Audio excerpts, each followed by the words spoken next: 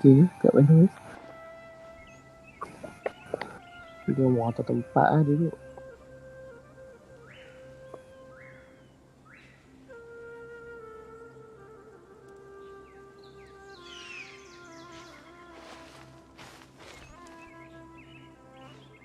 Hello everyone, welcome everybody. Yes.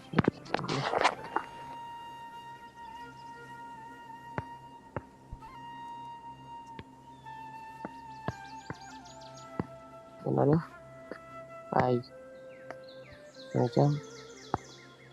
Guess we can rest a bit. So.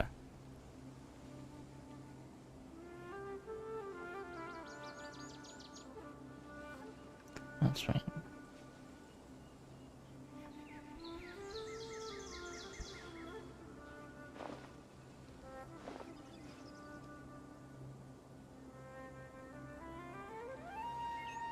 The person you call is not available. Nak kakek dah. Mana kotor dah. Ni masuk dah. Saya tengok tu sekarang live lah. Live tu live.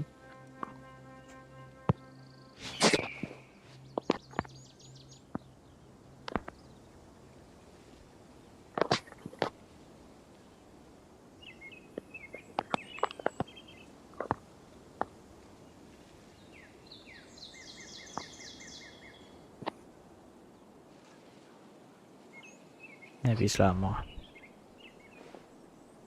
Aku kau dia tangkap Lenon. Dah. Hah?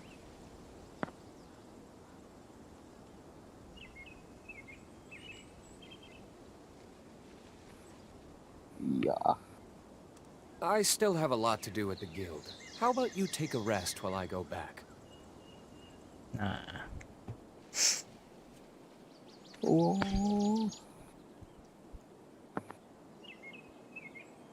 Yeah, live.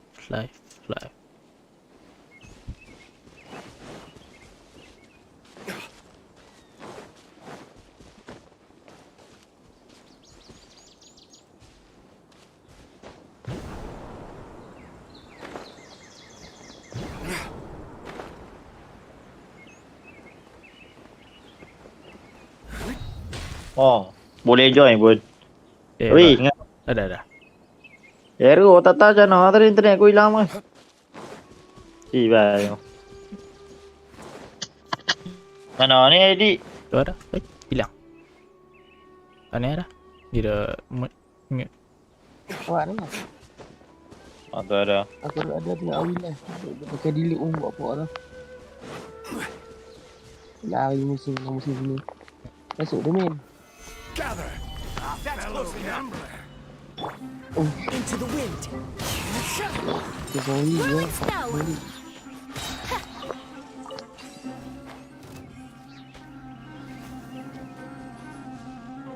Cakap beli ya. Wow. Cakap pasal Zhongli. 2 HP Zhongli orang dah.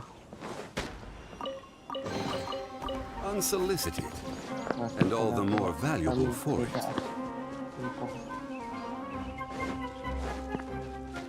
Wah, serahnya. Wah, saya apa ini? My apologies. Oh, tak ada buka ni. Ni ada anti dia.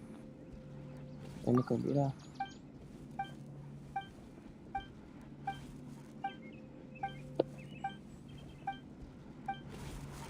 Dia kata tak ada kat saya ni.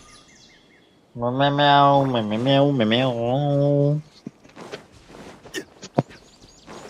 Menang kat ni. Ini tak lah. Dia ajar lah. Aku tak mau dulu. Popo. Kita buat item Zhongli dulu Zhongli, Atipak. Full. HP increase. Itu je. Melapar lah. Belakang mau dulu je lah.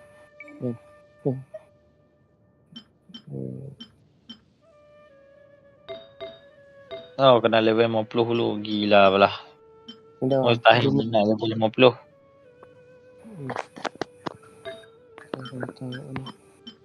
Nak kena ajarkan diri kot farming. Tak boleh malam-malam. Kami ya. Panggil video set. Farming juga masuk pun ni. Bunuh bos. 16. Ya, 40 receipt. Let's go. 1, 2, 3, 4. Let's go. Kita lain dah. Let's go. Lagi ya, aku 5 aku off lah. Nak pergi majid je. Yang tak kita guna ke king kita tukar dulu. Kita nak guna pedang besar. Nak kuat lah. Apa masih cuci masjid? Ya, masih cuci. Habis. Yo, Nak kau tolong tak? tolong bah. Mahal eh. Tak tahu kau nak masuk. Tak. Tak. Itu event ni. Yang. Kita lanjut quest.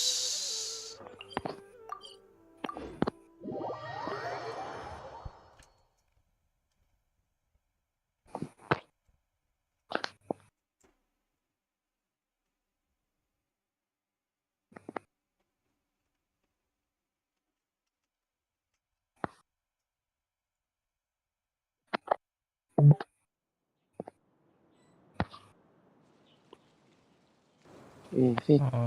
Yo, Mana accept? tak naik kat aku. Mana tak naik? Boats are made for transferring commodities back and forth. And those that come across Leo tend to stay a while. So it is where many things come to settle.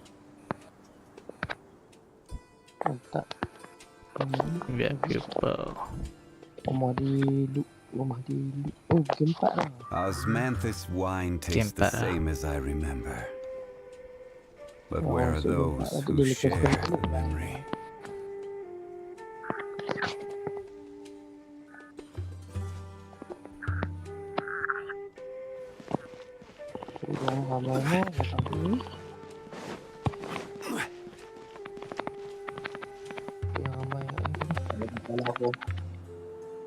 Ayo ani pada ke tak? Naik kan? Although I've sent myself into exile, Huh? I'm still doing essentially the same things as before. Do you still have any questions for me before we start our investigation? Sabar ya. So aku tengah legging. One of my former subordinates told me that this title has its origins in a strange incident. The academia has long exiled mad scholars to Aru village. A mysterious phenomenon exists here.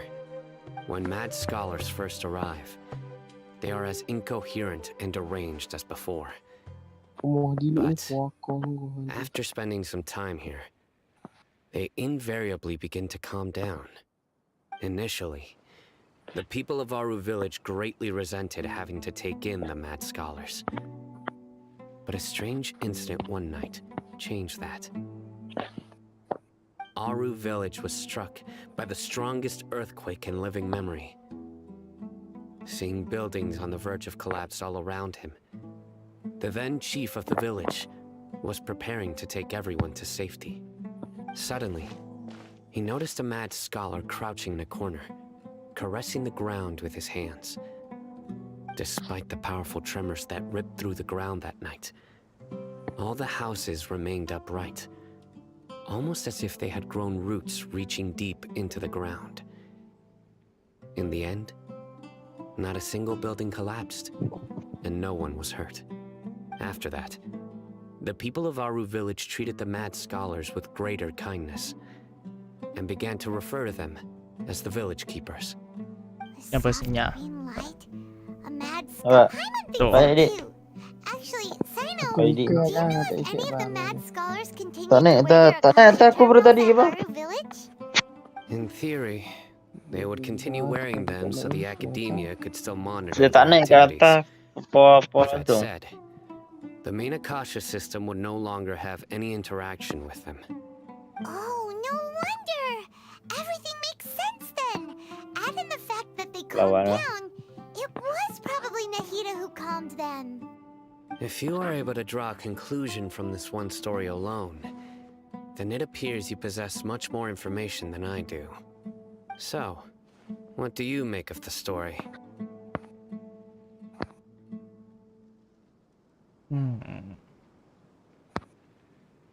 Really? Lesser Lord Kusanali. This is Nahida. What?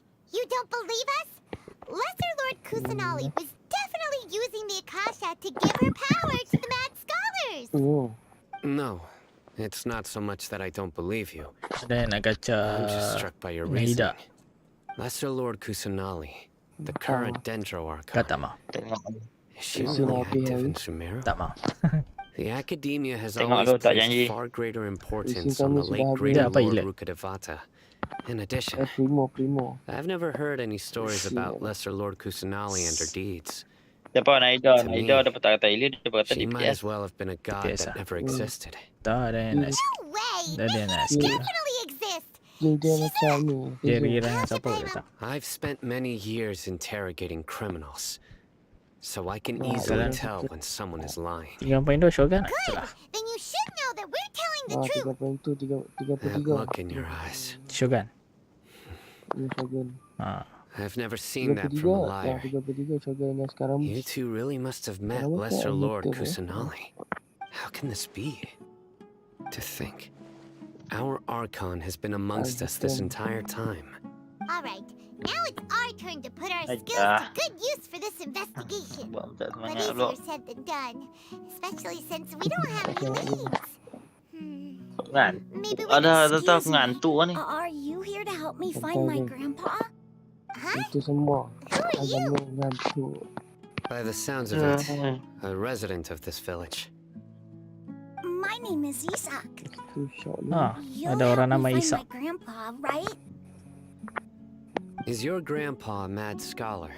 Aku tak mahu ini. Hafiz. Hey, don't say that. Grandpa Fizz. is just grandpa. Why do you have to call him Hafiz.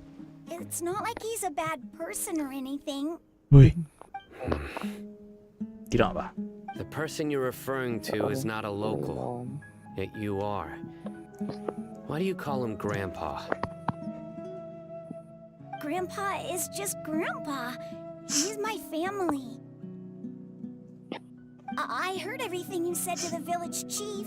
Please, you gotta take me with you. I want to find my grandpa. I swear I'll help. I won't be a nuisance. Ah, so you're the one who was eavesdropping on us around the village chief's house. I was planning to go out and take care of whoever it was, but I had a vague feeling that they didn't harbor any ill intent. Whoa. Haven wasn't kidding about Matra having sharp senses. Sino, he's just a kid. All he wants is to find his grandpa. Let's find a way to help him. Sorry. I was only listening in because I wanted to know where Grandpa went. Honest. If you don't believe me, you can ask Miss Candace. All right. But first, let's confirm the facts with Candace. Okay. Kita confirm dulu dekat Candace. Mana dah?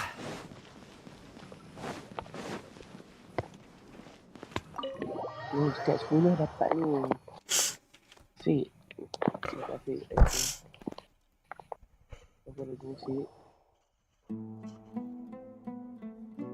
Sino is super vigilant. Is this what all the Matra are like? PT ku dah Ah. lama. 5, You're back already. 10, We just wanted to confirm something with you.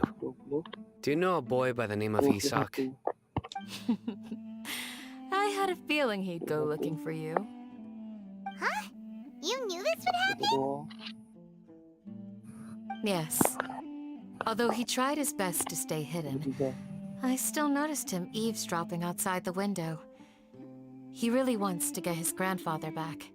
Isak's parents were both Aramite mercenaries who rarely returned to the village after finding employment in the Dapat? city. Dapat Mona, He was raised by mantap. his grandfather. Unfortunately, Okay, it was itu only a dekat few kelas- years dekat before his kelas grandpa Mona kurang passed suka, away. Pak. dekat sini Isak Bina was dapat still dapat very Mona, young at the okay. time, Mantap, so various TV families in the dapat village Mona. took turns caring for him so he could survive. Later, an elderly mad Iya, scholar saya arrived mau at the sebenarnya, village. saya nak Mona. Isak thought the scholar Yeah. bore a striking resemblance to his grandfather, Tak dapat Mona. and thus often spied on the man. Oh, libat. However, Oh, libat. the scholar was unkempt in appearance and incoherent in speech. Akhirnya. Although Isak referred to the man as his grandpa, he was afraid and didn't dare to Aku approach tak him. Mona dia. One Ini summer tak. night, the oft mumbling and bumbling grandpa suddenly calmed down and seemed to become more lucid. Itu nak tanya itu. He even noticed Isak hiding in the distance. Tak dapat Mona. So Grandpa walked up to Isak and patted him on the head.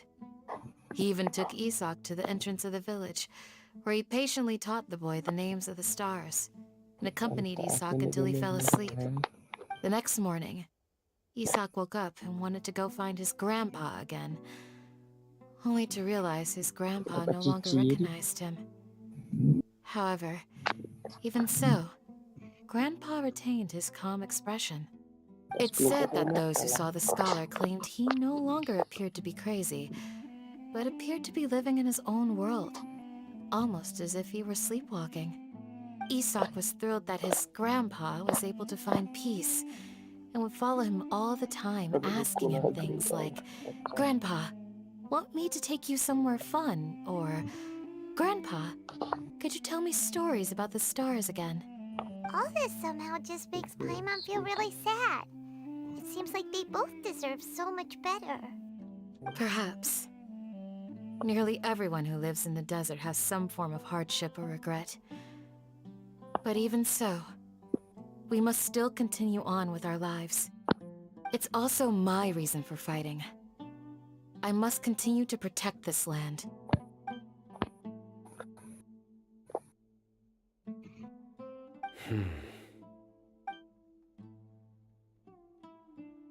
Maybe the people have always had a considerate god watching over them. Huh? What did you say, Sino? No, nothing. As long as Esau keeps his word and doesn't get in our way, we can take him along. Perhaps you are more compassionate than I gave you credit for. Please accept my thanks on Isak's behalf, Sino. Defend. Ya, bodohkan quest lah. Ini dia. Hey, Isak! Oh, it's you guys! We've cleared everything up. Let's go find your grandpa. Really? Wow! Thank you so much! Hydro. Hydro.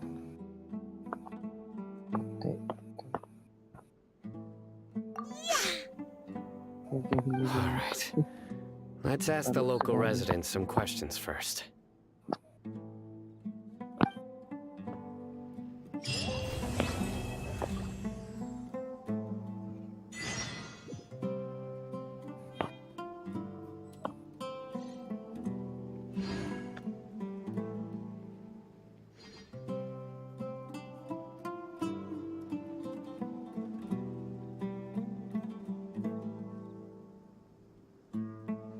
Hydro di Nimitz.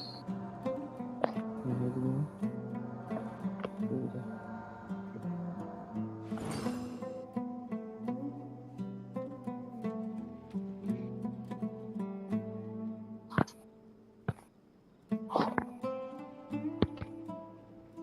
Okay. Where do you want to go next? If you'd like to see Liyue's tourist spots, I have a few references. Let's look at information. Mona. Excuse me. Mona. Did you happen to see where the missing scholars went? You mean the village keepers? Oh, let me think.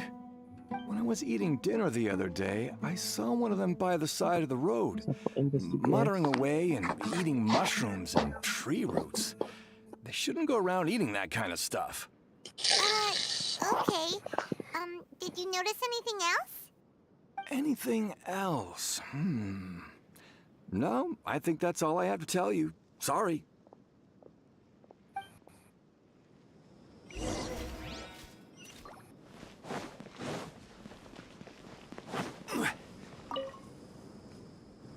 The scholars that have gone missing.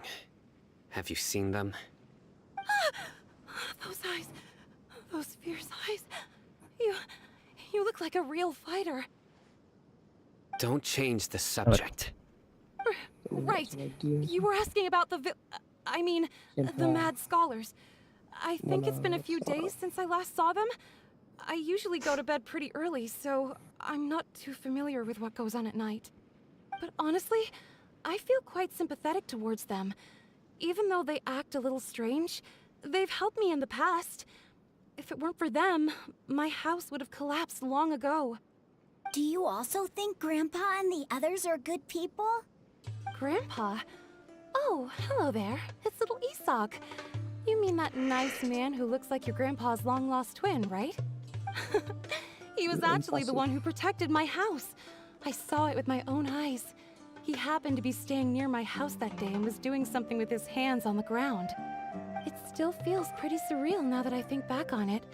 Did someone teach them how to do that? Well, whatever the case, I'll always be thankful to him and whoever taught him to look out for others. I'm pretty sure that if I ever went mad, I wouldn't be able to do anything like that. Gotcha. Thank you. Okay. Yes.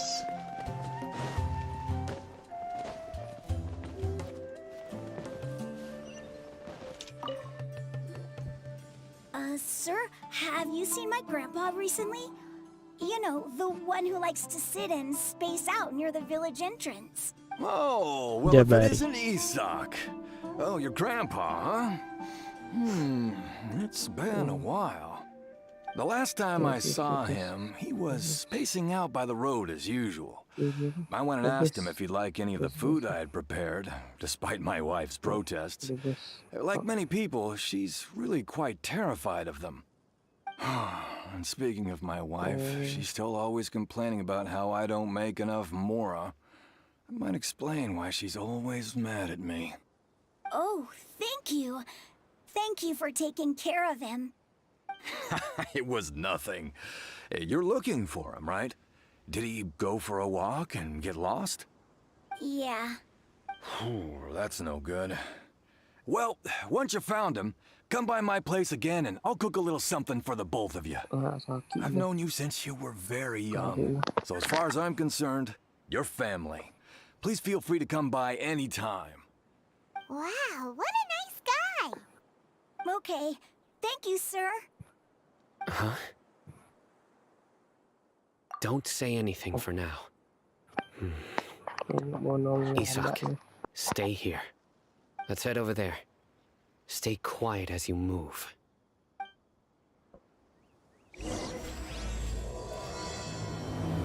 Chapter 3 at Spec. At 4. Chapter 3 at Spec. Wait, but... Listen, see if you can make out what they're saying. Have you heard?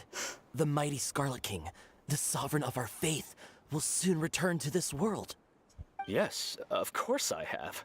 The Scarlet King is the one and only true Dia boleh ruler bincang of this Scarlet King land. lah. I've never believed in Apa any ini? other gods. Still, you say he's coming back, but it sure doesn't feel like Oh, life's dia about tak to change around here anytime soon. What's your proof? Haven't you noticed? The village has been getting more deranged scholars than ever. Delavar was saying that many people also went insane just before the fall of the Scarlet King's civilization in ancient times.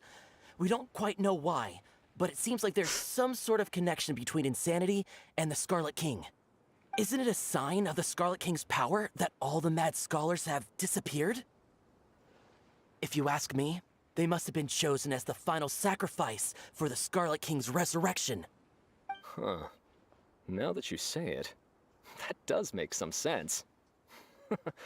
Does this mean our lives are finally going to take a turn for the better? Exactly. Those city folks will get what's coming to them. Now, repeat everything you've just said from the very beginning. Huh? Who are you? Where did you come from? My patience is running thin. You heard what I asked.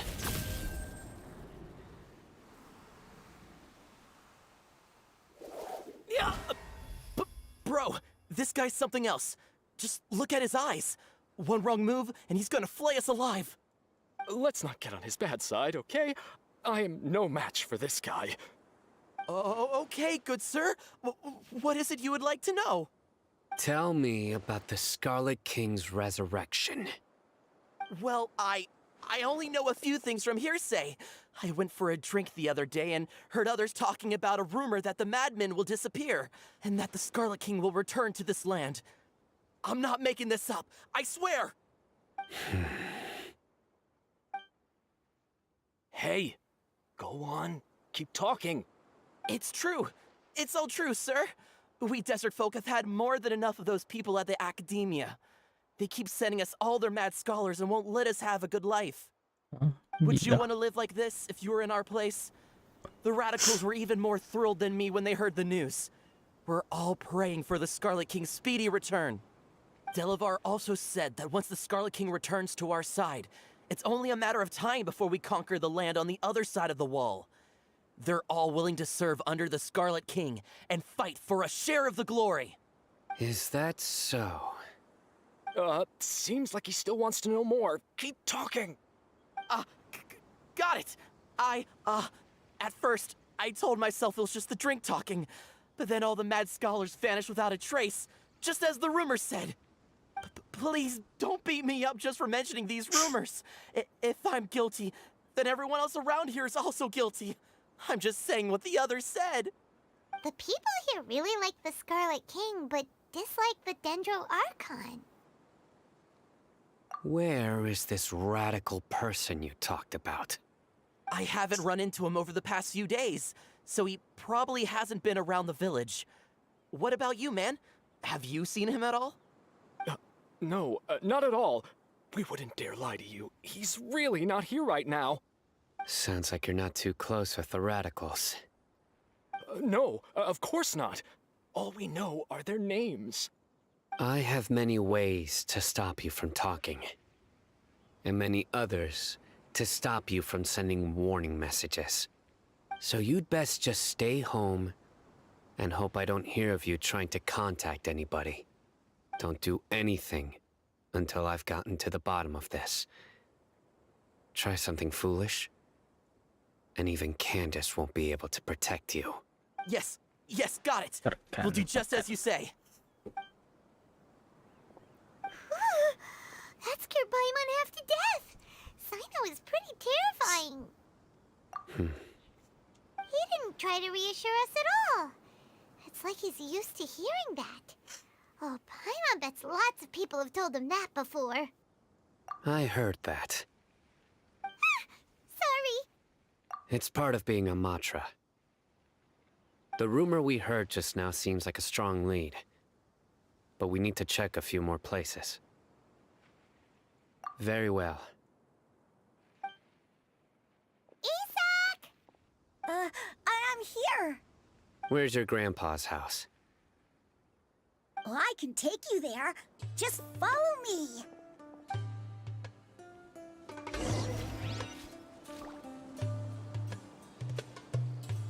want to be like this Dia when I grow up. I hope I can be as cool Join as the Candace Aramites and one day. embrace a wonderful new life. Osmanthus wine tastes the same as I remember. But where are those who share the memory? Ya también. I want to be like this Dia when I grow up. Ah. I hope I can be as cool as Candace one day. Join the Aramites and embrace a wonderful new life.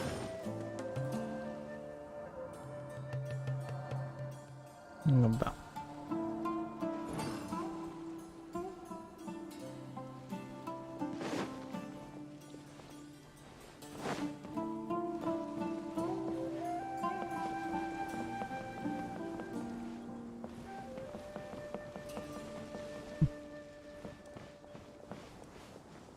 Grandpa?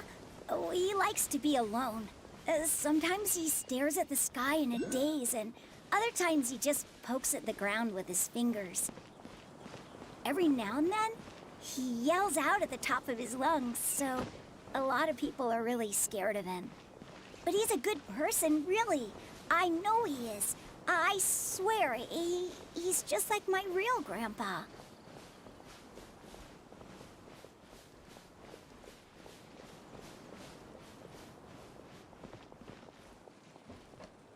Terus kita kemana nih?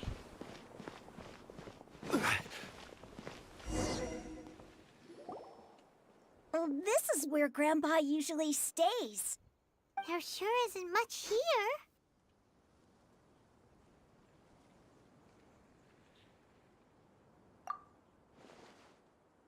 No. Incense? Please don't say it's the same one as before. But are you okay? Are you getting dizzy or need to lie down? There's a scent that you can sense, but I can't. A certain traveler here once passed out from that smell. Thankfully, Tainari saved the day. And then he gave us a long lecture to explain all about how it worked. So, you know Tainari? Huh? You know him too? Are you two friends? Yes. Now that I concentrate, I can also make out the scent of incense. Wait, surely Tainari didn't lecture you too? No, no need. Did you first encounter this scent at Tainari's house? In the forest. From a scholar.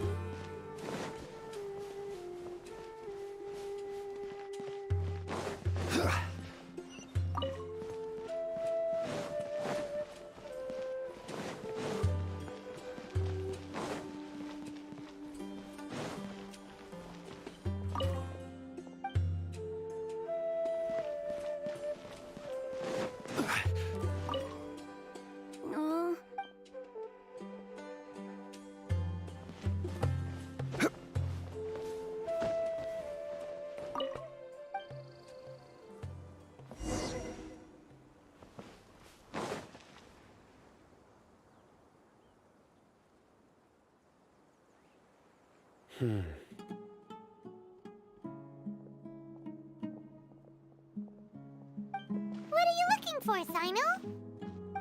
Here it is. Take a look right here. Paimon doesn't see anything. Although the traces have been completely buried in the sand, there are footprints here. From the size and shape, they belong to an adult male. This pattern is a common one from this area. Local shoes. This was probably someone from the village. The scent is quite faint, but still extant. The footprints head in the direction of the door. But who would come looking for Grandpa? He doesn't have any friends. We'd have to ask whoever lured him away with the incense. Huh? So you can lure someone away with just a scent? Hey! What's wrong with liking good food? Everyone's got something they love in life. Exactly. Let me Most scholars are fond of incense, since the smell supposedly helps them clear their minds and discover new knowledge. Even deep within the clutches of madness, they still yearn for their knowledge-seeking days, and will follow the scent whenever it presents itself. No, Grandpa. So, someone's taking advantage of their weakness? Huh. Still, why would anyone want to abduct all the scholars? Are the rumors really true? Could the disappearance of all the mad scholars have something to do with the radicals? It's highly likely.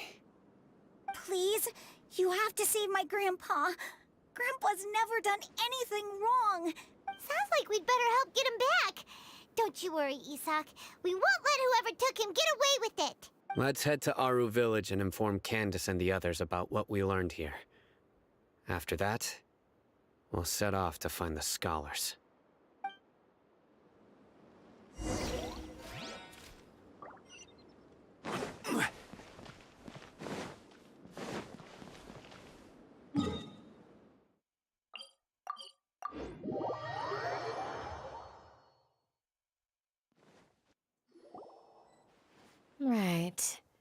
The darker fabric definitely looks a lot better.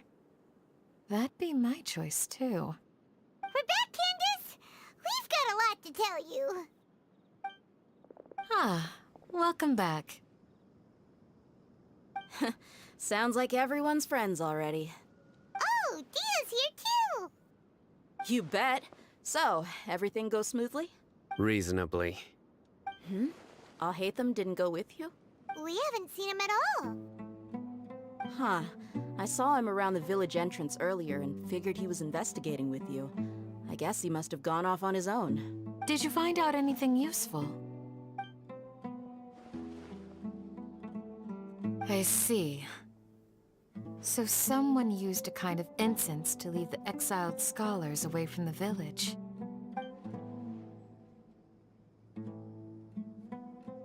The resurrection of the Scarlet King? First I've heard of it. Far as I know, the kind of incense you just mentioned is only popular beyond the wall. Scholars are fond of it, but as you can see, there aren't many scholars still studying around these parts. No seller would be able to make a profit here. Not to mention, making incense is a labor-intensive process. You won't see anybody in the desert with the patience to make or sell something that requires that kind of effort. It seems someone from beyond the wall must have been supporting this. Makes sense. So what should we do then? Do we go back to the academia and search for leads there? If it was any other day, that would be your next logical How about step. you? But today, you've got me on your team, so you get an extra tip. Didn't you say that the villager got his news from the tavern? Well, I also like to drink at the tavern, so I know a thing or two about these radicals he mentioned. If Paimon remembers correctly, It's so early to stream. is some guy called Delavar. Ah, yeah. Delavar, the scar-riddled bandit, Engur, the I think so. wide-eyed butcher, and Jabari, the duck-tailed bearded crook. The whole lot of them are known around these parts.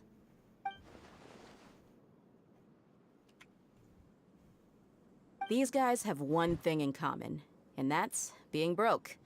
The rougher life gets, the more they want to believe in the Scarlet King. Way they see it, the Scarlet King's resurrection is their only chance at overthrowing the academia. Are you streaming too? Throwing all of Sumeru into chaos is the only way to change the way of life here in the desert. Anyway, that's my guess why they've chosen to become radicals. Tia, you're amazing! You really know this place inside and out. Hey, thank you for follow.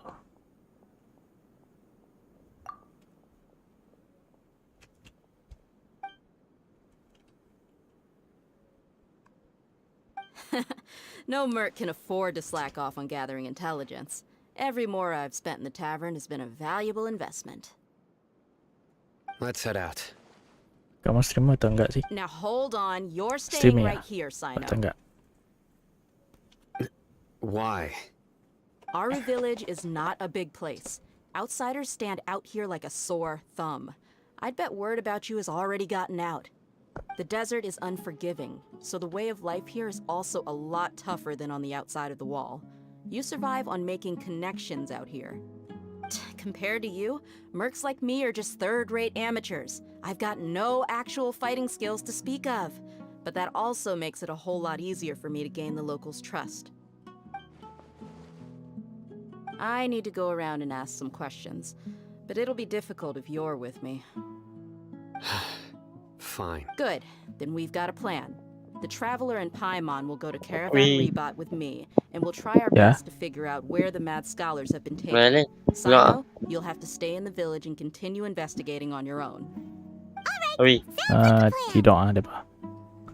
Yeah. Baru bangun kan? Lah? Satu. Just be okay. Oh. Are you a viewer from Gary di mana?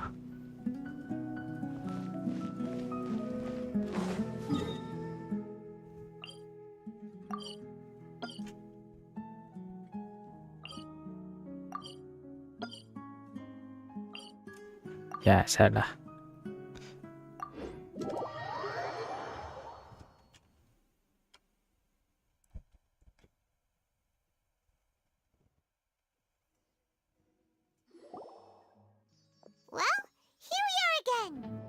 Sounds like you're starting to get familiar with the area. Paimon's amazed every time we see the wall of Samiel. How can a wall this tall even exist? It's almost unreal. I know what you mean. I had the same question every time I walked this way when I was a kid. Also, why is this high wall here? And can a wall really block sandstorms? It was only after I grew up that I realized the wall of Samiel isn't just there to keep out the sandstorms. It serves a more important purpose, keeping out people like us. Sumeru is run by wise and mighty sages. To them, us desert dwellers are nothing but tools that can be used and discarded at their whim. We're cheap labor, like livestock, but easier to control. Nothing more. Even if a child from the desert got the chance to obtain an Akasha terminal, almost all their requests for knowledge would be denied. The academia believes we're underserving. Geniuses like Sataria are 1 in a million. The other children never get a single chance to try and rewrite their fate, even though the academia knows very well that we're humans, just as they are. That's terrible. I would tear down this wall with my own hands if I could.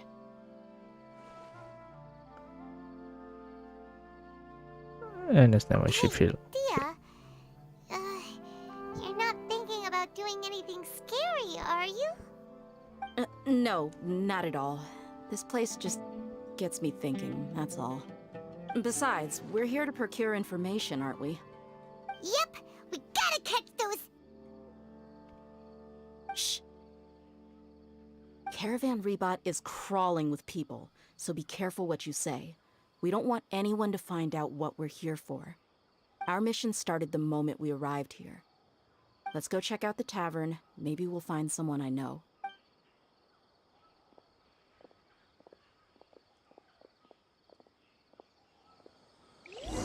Oke, kita kembali di tavern. Kita cari clue. What happened? Just our luck. None of them are here today. You mean, you don't see anyone you know? Dia, is that you? What a coincidence. I You love here it for though. a drink too? Zaki. Finally, a friendly face.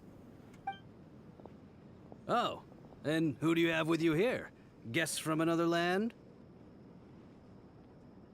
Hello, hello. I'm Zaki. Dia's, how would you put it? Drinking buddy? We've had drinks together a few times. You could say we go back a ways. Anyway, as far as my friends here, they aren't too shabby, are they? You rarely see any Outlanders so friendly and respectful nowadays. Absolutely. Much better than those people on the other side of the wall. So, Dia, are you looking for someone? Yeah. Have you seen Enger, Delavar, or Jabari recently? Of course I have. Matter of fact, we were all here drinking together just a few days ago. I've got a spice trading deal from another nation. I thought maybe Delavar and his friends might be interested. Know where I could find him? Ah, how thoughtful of you. Then I assume you also know that Delavar's been having a hard time making ends meet these days, so you came here to help him out? Hey, keep it down. Let's just say I prefer to keep this deal a secret. Y'all at Caravan Rebot are like family. If there's more to be made, why not do it together? Besides, Delavar and his friends have muscle. They'd be a good fit for escorting the goods. Yes, how considerate of you. Delavar's my friend too, so of course I can take you to him. Come with me.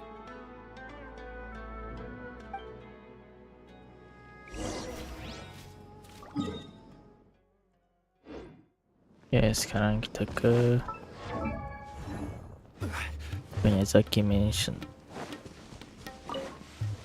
Mana itu?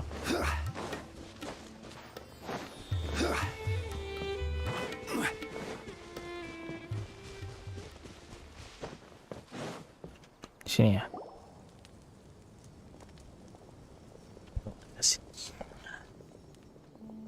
Are we there yet? Yep, this this is the place. This place is practically deserted. What are they doing in a place like this?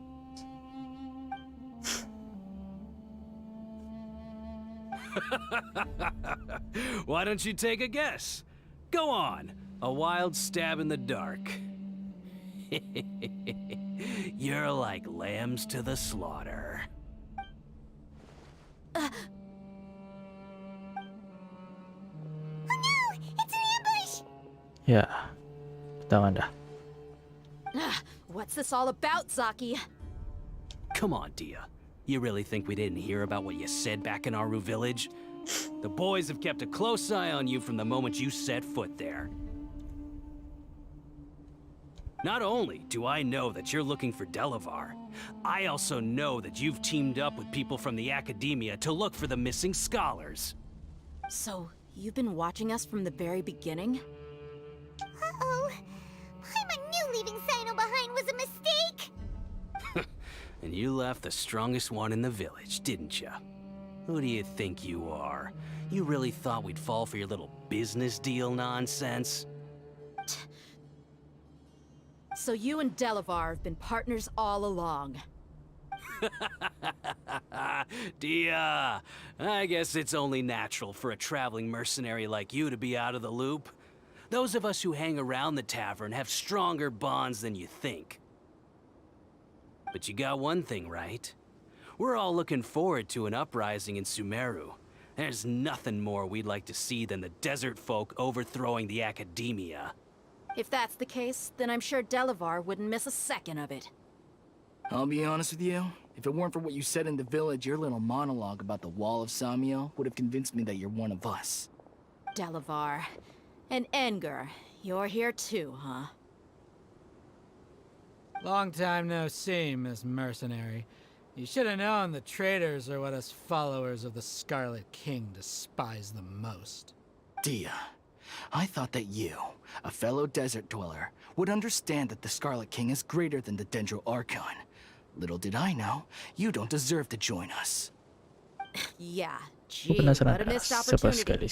Adopting radical views and kidnapping innocent scholars, all because of some baseless rumors. Anything else I'm missing out on? See? There you have it. Mercenaries are just a bunch of faithless scum with only one thing on their minds. Mora. Pathetic. You're all like a pack of street rats. You're not wrong. Mercenaries are driven by Mora, and my faith lies with whoever's paying me. As long as there's a profit to be made, anyone can become my friend. Enough talking! Get him! Let's go. The fight. Just as I expected. Let's teach him a lesson, traveler. Following orders. One with nature.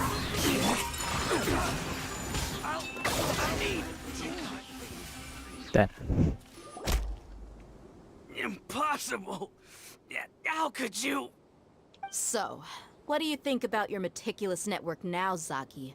How did you say it? It's only natural for a traveling mercenary like me to be out of the loop. I'm guessing your informant told you that I'm just an incompetent merc with no real fighting skills, correct? I mean, that is what I said after all. And of course you would believe everything he reported.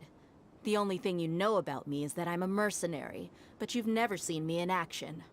Even though you heard we went to handle monsters together, you believed that Candace was the only one doing all the real fighting.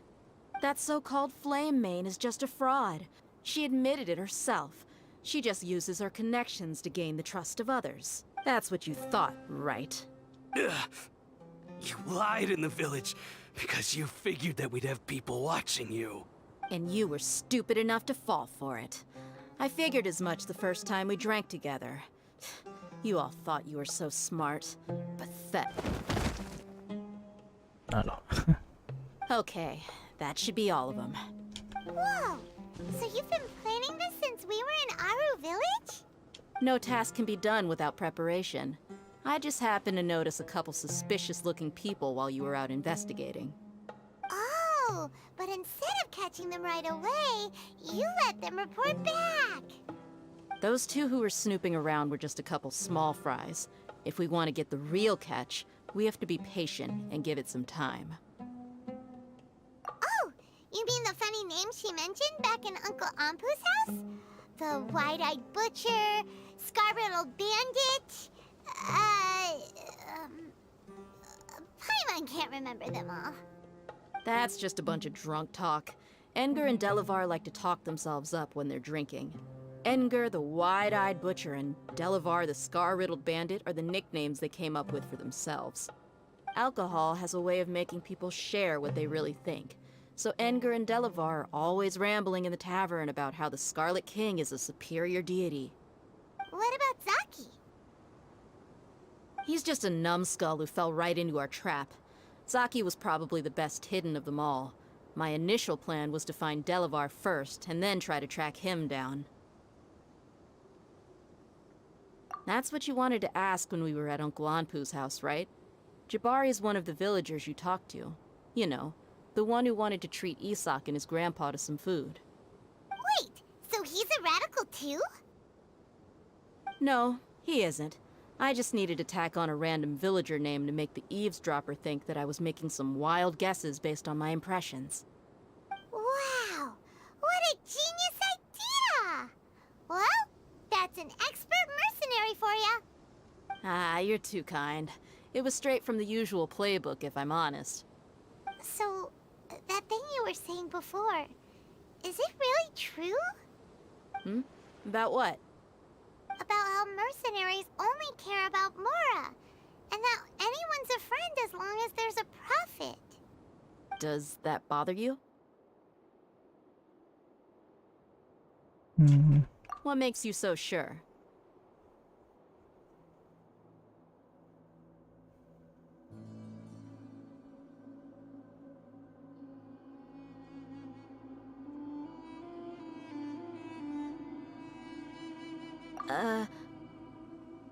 Dia, do you dislike the Dendro Archon like the other desert folk? You two are pretty sharp. No, I don't have anything against the Dendro Archon. I've heard a lot of nice things about the Lesser Lord from Dunyarzad. I can understand her devotion and gratitude. Dunyarzad's just an ordinary person. There's no way a god would be so involved in the lives of everyday people, unless they were truly compassionate. I've begun to realize that the sages are behind everything that's happened recently. The radicals' blind belief in the Scarlet King, making the Dendro Archon out to be an enemy. It's all the academia's trickery. But I see through it all. And unlike them, I can never be hostile towards anyone who's never done anything wrong. Dia. Anyway, looks like we're done with business here. Traveler, lend me a hand. Let's tie him up and bring him to the village.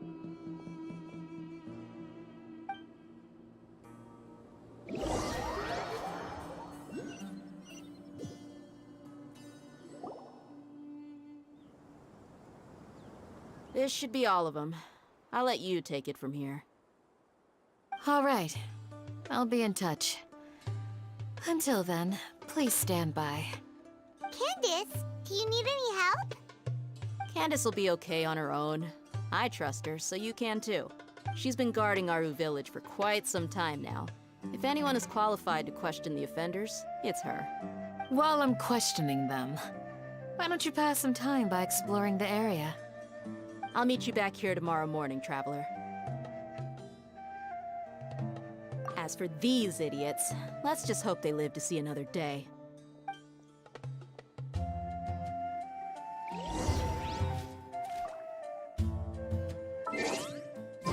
Jam berapa?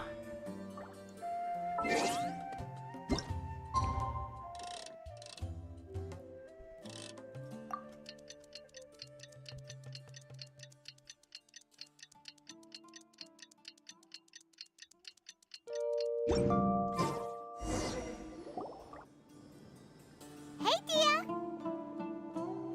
Right on time. We'll know any moment now.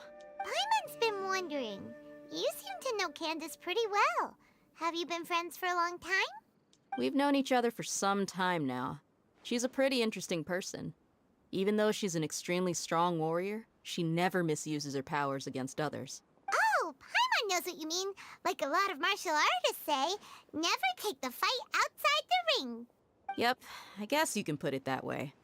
It takes strong convictions to be as dedicated as she is, and shoulder that kind of responsibility. Us mercs, on the other hand, we pretty much live from one day to the next. Well, Paimon thinks you're great, too. Really? Thanks for that. Oh, Sino's here, and he's pretty early, too. Yes. I was here yesterday to help out a little. To help out? By doing what? Sharing some interrogation techniques. Oh, you mean you taught Candace some more persuasive methods? Right. Come on in, everyone. Come on, let's go inside.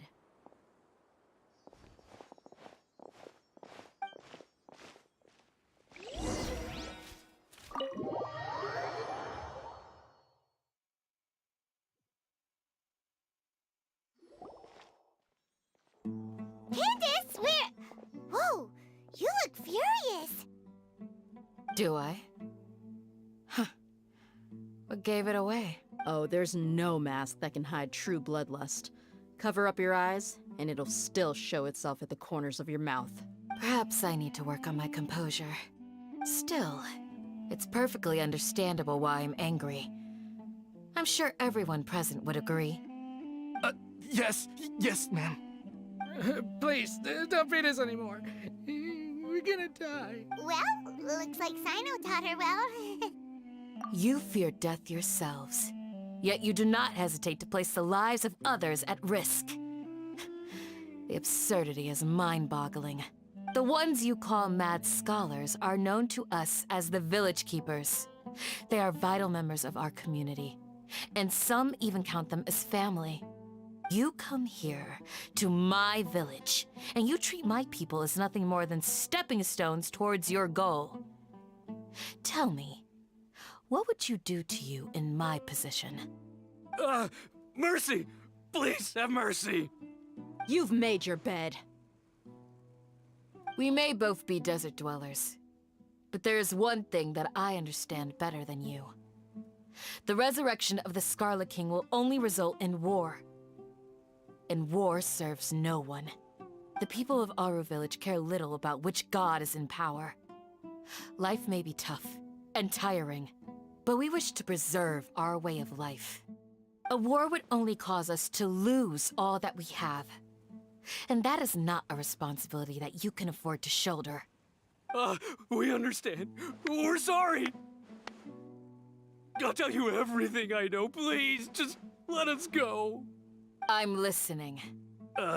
You might not believe this, but it wasn't us who came up with this idea. Someone was spreading rumors in the tavern. That's how we ended up hearing about the Scarlet King's resurrection. Some mystery man told us that mad scholars will make the perfect sacrifice to usher in the Scarlet King's resurrection. They give their lives, and we can get anything we wish for. They're called Village Keepers. Slip up again, and you'll regret it. Yes, sorry. It was all that mystery man's doing. He told us to spread word about the Scarlet King's resurrection and talked us into helping him. In return, he said he'll help facilitate the resurrection process. I'm not sure. That's one. Huh? One what? Strike.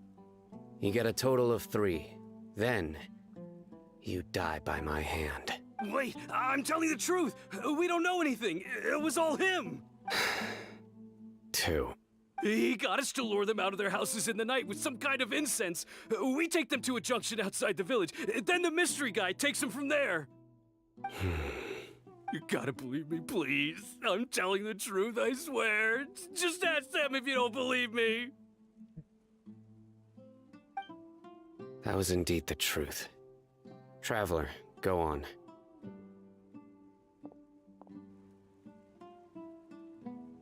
You have to believe me. If I knew that, I would have told you his name right away. I'm not risking another beating to keep his secrets. No way. That guy, he wears a cloak, and he's always careful to cover his face. He calls himself the Scarlet King's envoy. I believe I may know what's going on. Uncle Anpu? What do you mean?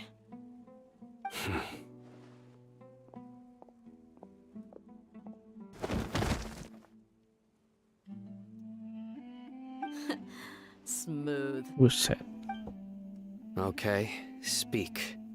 If my suspicions are correct, this mystery man they speak of could be from the academia.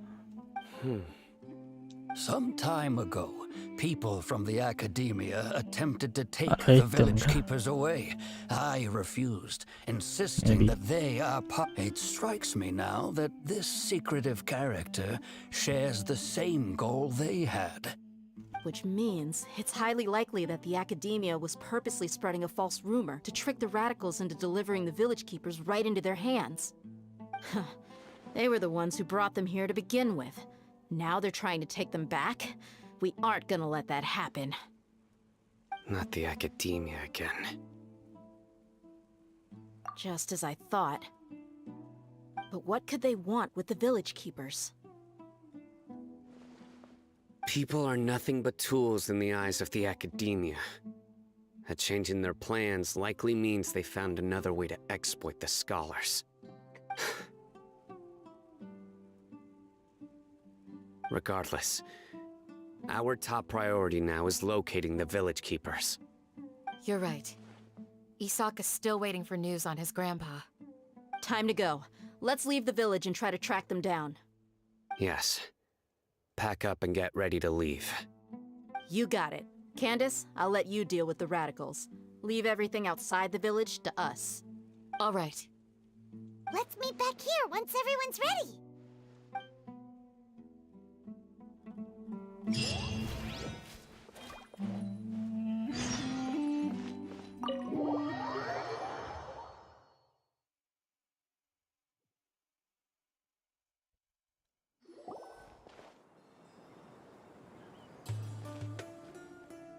Let's get some food in us and then we'll... Whoa! Where did you come from? Well, as you can see, I am merely sitting here and reviewing what we have deduced thus far.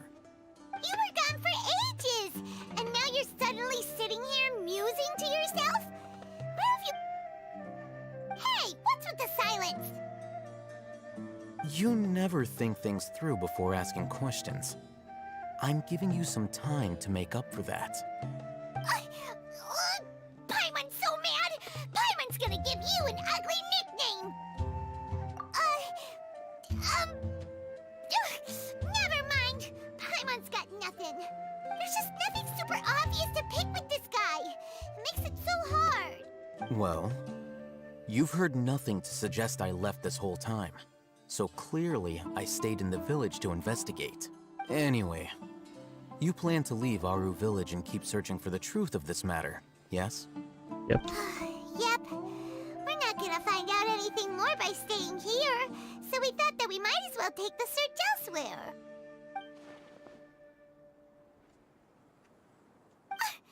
Enough with the silent treatment! No. I'm just surprised that you decided to team up with him. All Hatham, you haven't helped us out at all ever since we arrived at Aru village. Bold of you to question our choices. Yeah, you're all talk! While you were investigating, I had my own work to do, which I've now finished. Really? Paimon doesn't believe you. To be honest, we aren't really a team, so I have no obligation to inform you of my whereabouts. Not to mention that going separate ways allowed me to find some important information that you all had missed. Huh? Right here in the village? Correct. What did you learn? I'm going to take you to someone.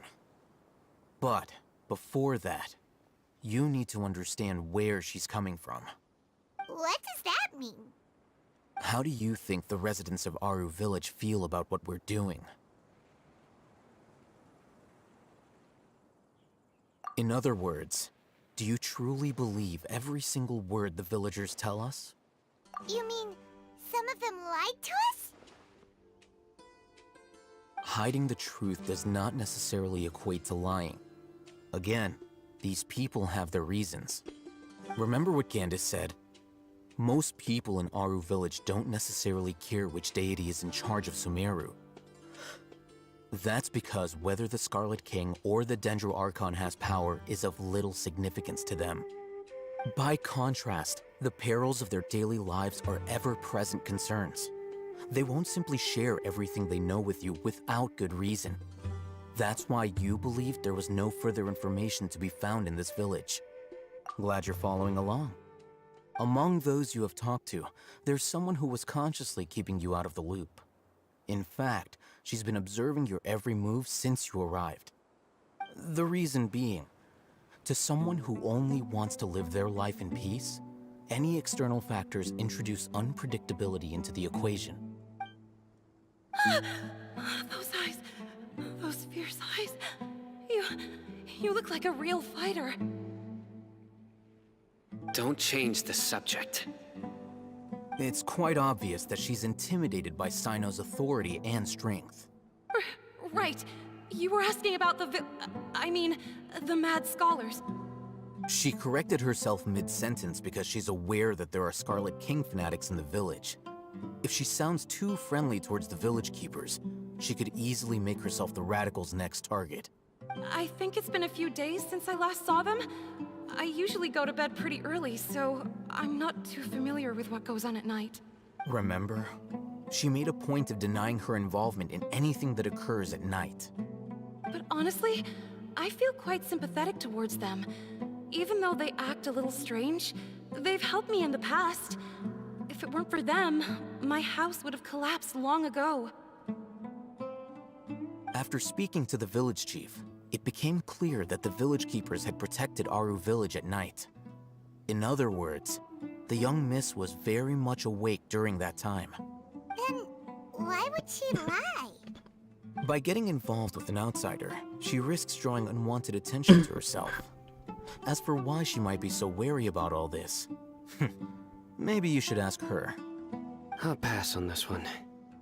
You said that she is afraid of me. If so, it's best if I stay out of this.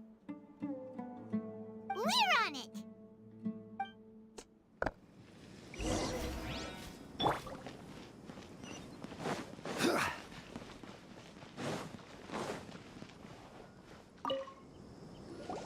Miss Shawnee, as we discussed earlier, I've brought someone with me. Mr. Alhaitham, I'm aware of where you stand, but how can I make sure that your friends think the same as you? Huh? What do you mean? We need to clarify our stance or something? Go ahead and talk to her. You'll get the answers you want. Go on. Earn her trust. Is it really that simple? May I call you Traveler? Hi, Traveler. I want to ask you something. Do you think the resurrection of the Scarlet King can truly change Sumeru for the better? Why's that? That's very similar to what Miss Candace says. I know you two are friends. That's why I'm willing to talk to you, even though I do have some reservations. Before, I wouldn't even have the courage to ask something like this. Traveler, do you believe our lives will get better? Yeah! We came here from another nation, so it isn't wrong of you to be weary. And we aren't really residents of any one nation. But even so, we've met lots of people from different places, and we've always fought for what we believed in. We have friends in Sumeru, and we want to help them. That's why we decided to stay here for a while.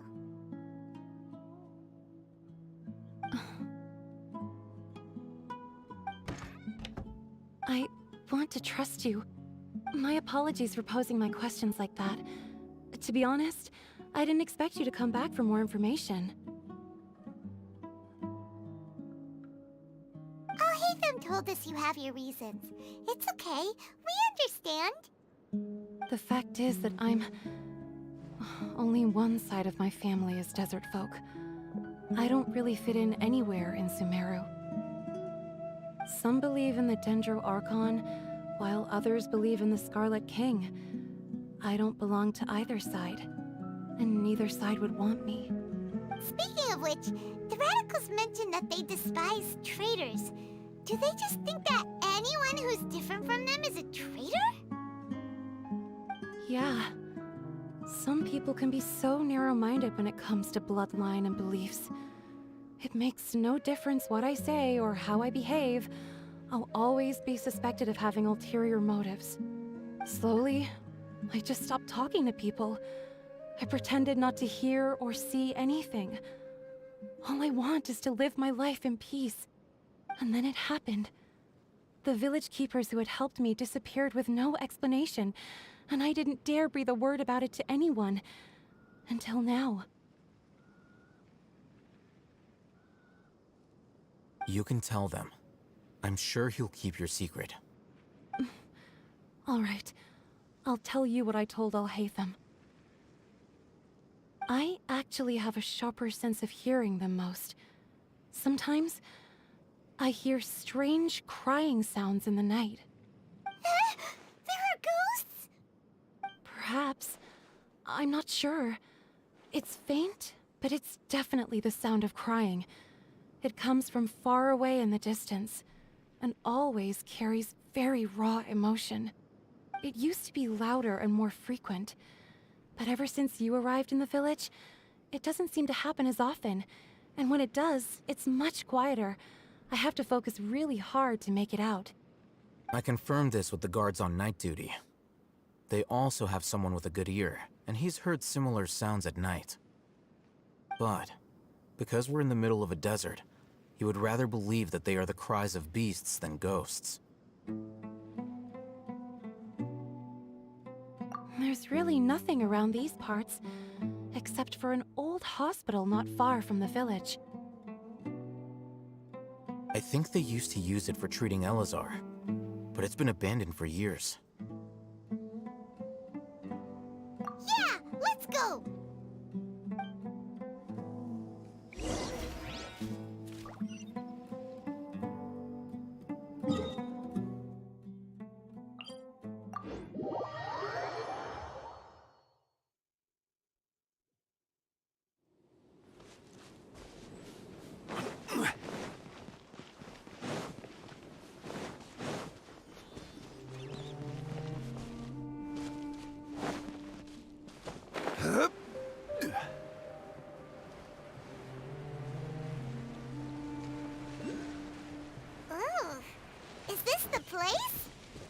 It's in terrible shape, and there's sand everywhere. Ah, monsters, watch out!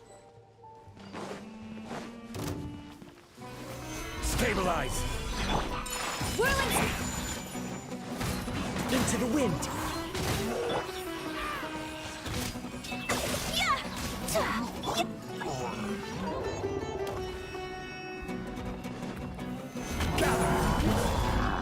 This is order.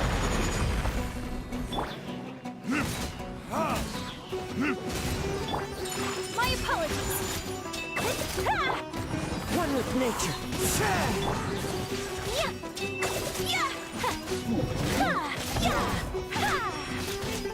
Take flight.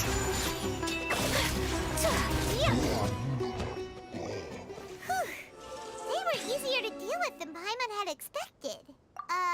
Super strong bandits? Or monsters taller than buildings dropping out of the sky? He looks super serious. We gotta stay on our A game too. This is the one.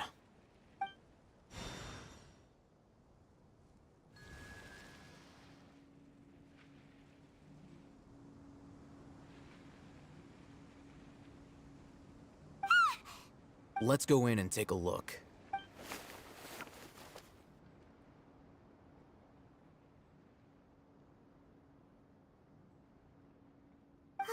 Hey, Haytham, we haven't found squat. Are you sure we aren't wasting our time here? Patience. Shawnee says she only hears the crying at night. We have time to burn. Until then, I'm taking a break. And just like that, he sits down. Wait, he even brought a book to read? What are you reading? Let Paimon see! Okay, sure. Huh? The natural position, which is the positional propensity of an entity in natural motion in contrast with an object in forced motion? Huh? So, you got that? Oh, Paimon gives up. You keep reading your book. See ya! How is he so relaxed? Look at him, reading an impossible book in a creepy place like this. Hey, what good is that gonna do for you? You're acting like one of those annoying grown-ups who go around nagging people to focus on their studies. Hey, what gives? Shouldn't you be the one providing for Paimon? Oh, right. Okay then. Thank you for working so hard and earning so much more. If it weren't for you, Paimon would probably still be floating around in the ocean somewhere. Thank you.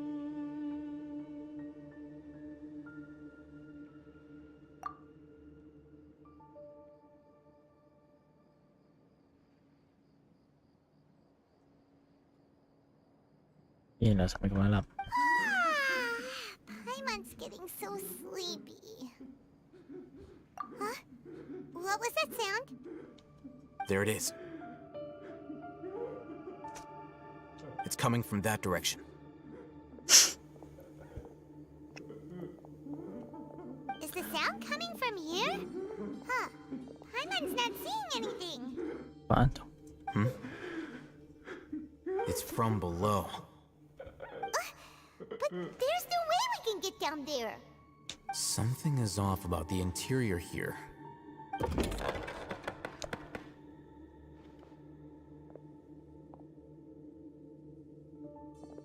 Oh jelas, ada jalan rahasia dong. As I thought, there's a hidden structure. Wow. It's like they tucked another hospital into this one. Oh, it looks like there are other mechanisms around here. Let's keep exploring.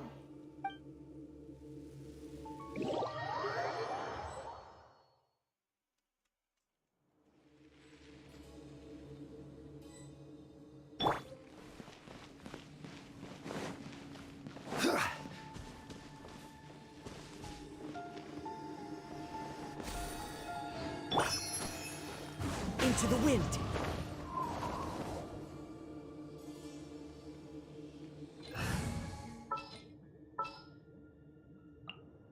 Just what will we come across?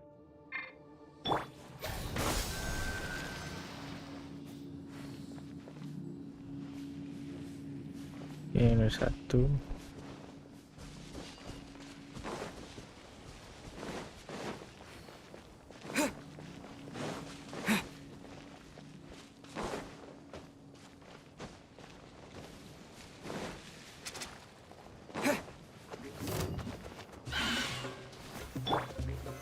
Stabilize. One with nature. Whirling snow.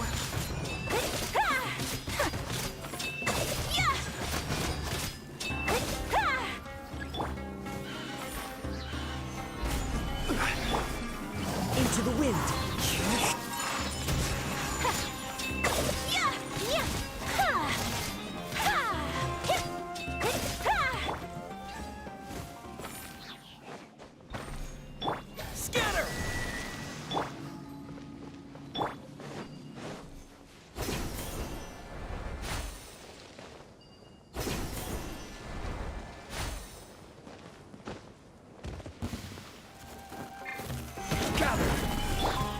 One with nature. My apologies. Propagate.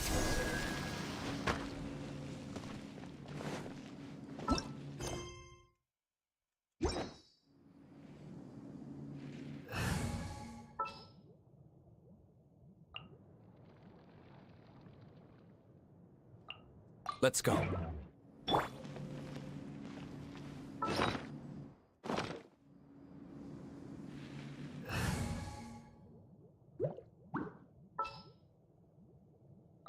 All right.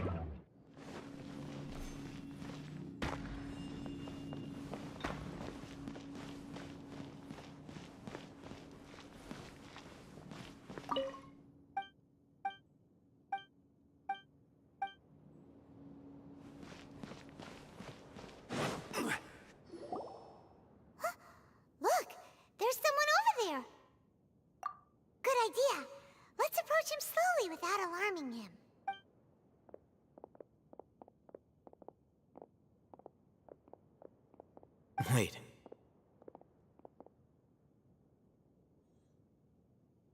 You're...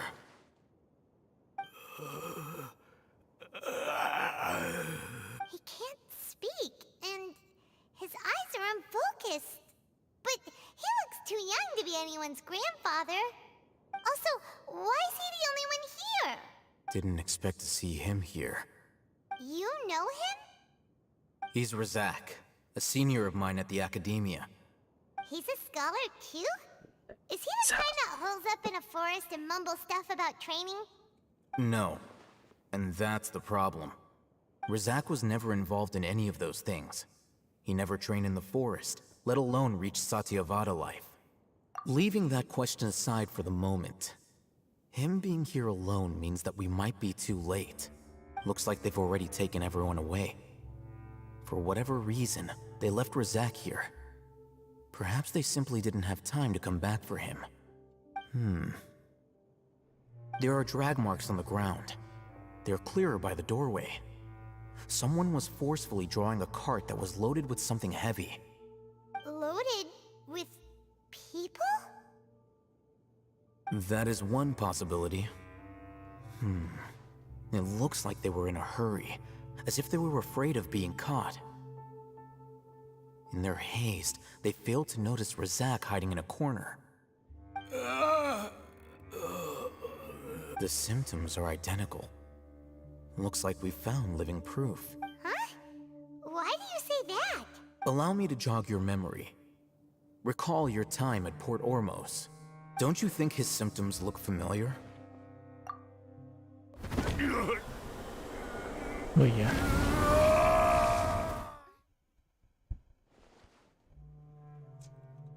Oh, now that you mention it, they're acting the same way. Correct. The academia is behind all of this. It isn't difficult to deduce their rationale. First, the academia spread a false rumor of the Scarlet King's resurrection, emphasizing the role of the village keepers, the mad scholars who were exiled to Aru village. These rumors were all the persuasion that the radicals needed, and those based in Aru village leapt into action. Unbeknownst to them, of course, through rounding up the scholars, they were actually helping the academia. As well as being able to exploit the radicals for their own ends, this scheme has one further advantage to the academia. All the risks and responsibilities are offloaded onto the Scarlet King's followers. Life for the desert dwellers has been brutal ever since the Scarlet King's death all those years ago. Beneath the surface, feelings of desperation are widespread. Many would give everything they have for the prospect of something better. Anyone looking to exploit that for their own ends simply needs to make a few empty promises. Even if complications arise, people will see that those involved are all followers of the Scarlet King and look for no further explanation than differences of belief. A deep-seated mistrust of the desert and everyone in it by the rest of Sumeru. The notion of an academia plot wouldn't even cross their minds. It may seem like a simple strategy, but it is able to work wonders under Sumeru's current circumstances. Oh, that makes a lot of sense. It's in line with the village chief's theory, too. But there's still one very important question. Wasn't it the academia that brought the scholars to Aru village in the first place? Why does it want them back now? Throughout this process, one thing has changed. The scholars' identity.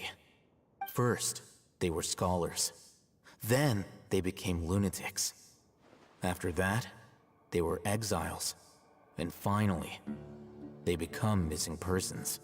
An exile is still patently a living, breathing human being. But when someone becomes a missing person, that is brought into question. If you can't find someone, you have no way of knowing what exactly happened to them. That makes missing people an ideal resource. Resource? For what exactly? One possibility is that the information in their brains could be extracted into knowledge capsules. Extracted? You mean canned knowledge comes from people's brains? With the technology of the Sumeru academia, it's entirely possible. Perhaps the process caused them great suffering, which is why they cry out in the dead of night, when no one is watching them. So, the human brain... No, Nah, Paimon doesn't want to think about this. I'm the Academia scribe, after all. I'm familiar with their projects. Anyway, judging by Razak's state, the contents of a divine knowledge capsule were extracted from his mind. But something went wrong in the process. Or perhaps his curiosity got the better of him, and he used such a capsule for himself. Paimon's a little confused. Can they just use anyone's brain?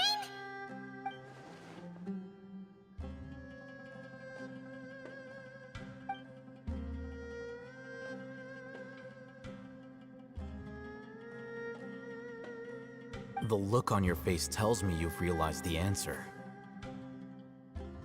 That's right. To some scholars, gaining knowledge about the gods is their entire life's pursuit. Extracting canned knowledge is just one of the extreme measures they turn to. However, I can't help but wonder, what do they seek to gain from divine knowledge? The Academia is going out of their way to look for forbidden knowledge, but what is their ultimate goal? I've spent quite some time trying to analyze the contents of the divine knowledge capsule, but to no avail. It seems like my way of thinking is too different from theirs. You mean you're not even slightly interested in getting your hands on this forbidden stuff? All scholars seek to expand the horizons of knowledge, but I'm not particularly interested in gods, so I don't share their degree of zealotry. Extracting information from people as if they were lifeless objects? If this is the direction of academic progress, then the Academia may as well shut its doors. Sounds like you're really against all this. Of course. The Academia's actions run contrary to their rules. Whether it be academics or knowledge, everything has its boundaries. If those lines are crossed, the rules and order that govern everything in the world will be destroyed. This matter needs to be corrected, just like fixing a typo in a book. Wait, didn't you step in to help because you felt sympathy for those poor people? Not to be callous, but no. My criteria are a little more restrictive than that. There is no shortage of suffering in Sumeru, and the same can be said for the rest of Teyvat as well. What do you plan to do about that? Save every last person? Probably not. Paimon's not sure. You can say that. Simply put, I don't blindly place my faith into strength or heroism. I do what I want. The divine knowledge capsule is something I want to investigate in full. That doesn't mean I'm willing to take action for the sake of a few strangers.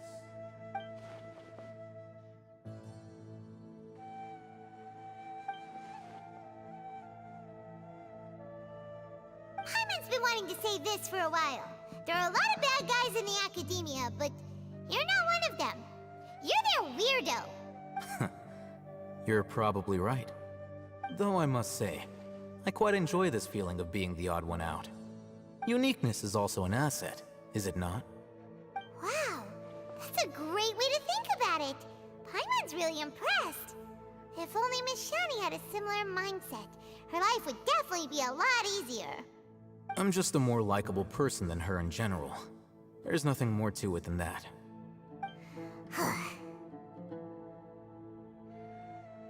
He won't last long if we leave him here. Let's take him with us.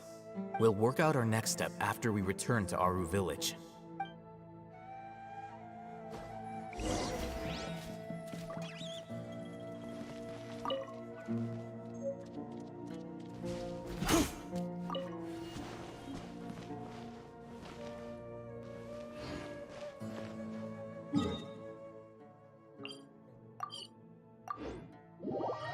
Let's village.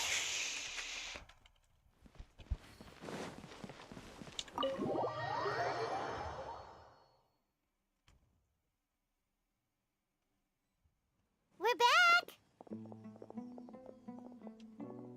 You must be tired. You should rest and take some water. What's the situation? Who's this? Unfortunately, somebody who's too young to take on the role of Isak's grandfather. Nevertheless, he's one of the people we're trying to find.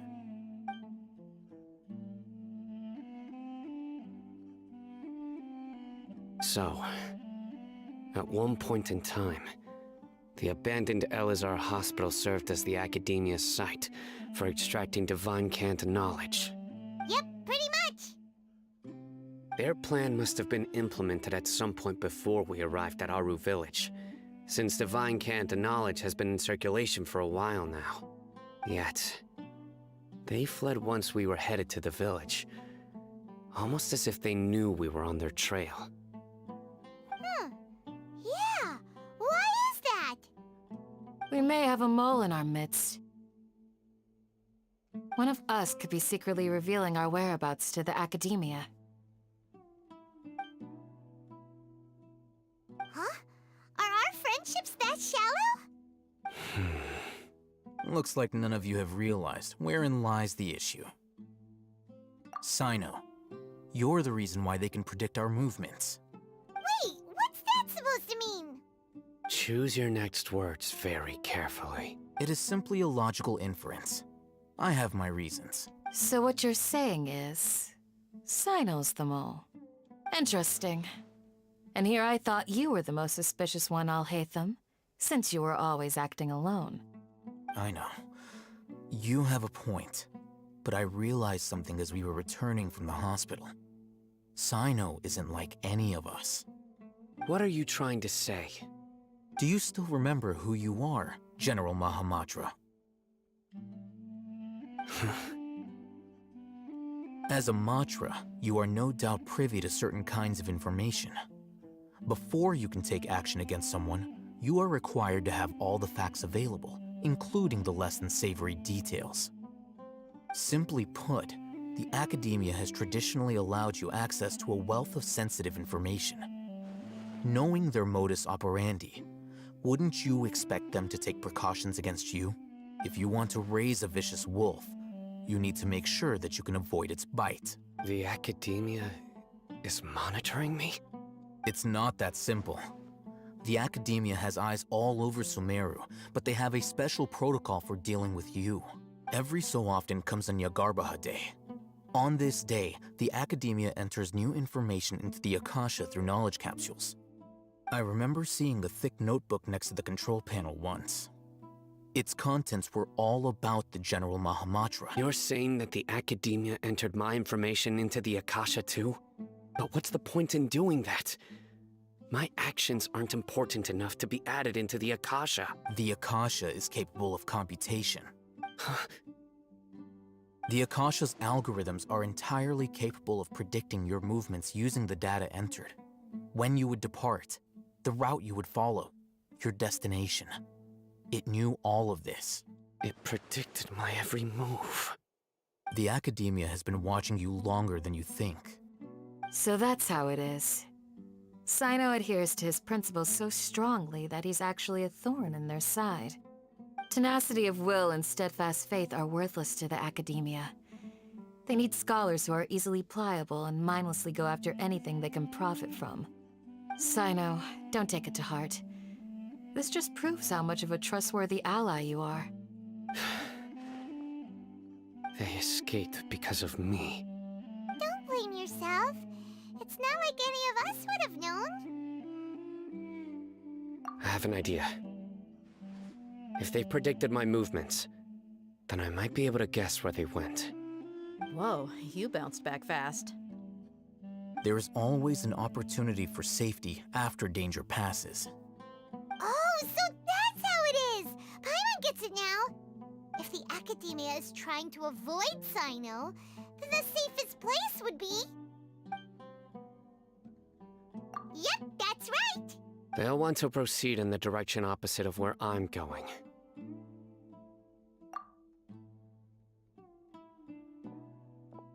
I must go. There's also something I want to investigate. Let's go, guys! After him! Please, wait! I want to go too! You want to go too? If so, you have to promise you'll stay safe. I want to find Grandpa. I promise I'll be careful and not cause any trouble. Everyone, I leave him in your hands. Yay! Let's go! Remember to pack some food with you! Paimon feels like we're missing someone, though.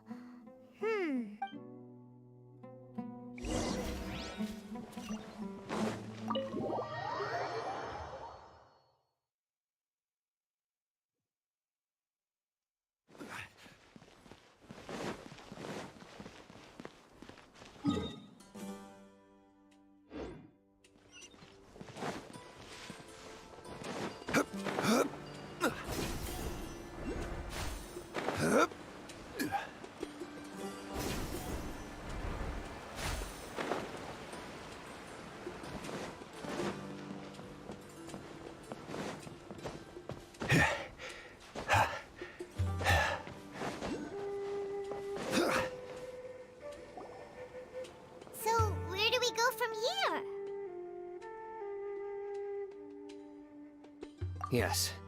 After leaving the village, we should head straight toward the desert.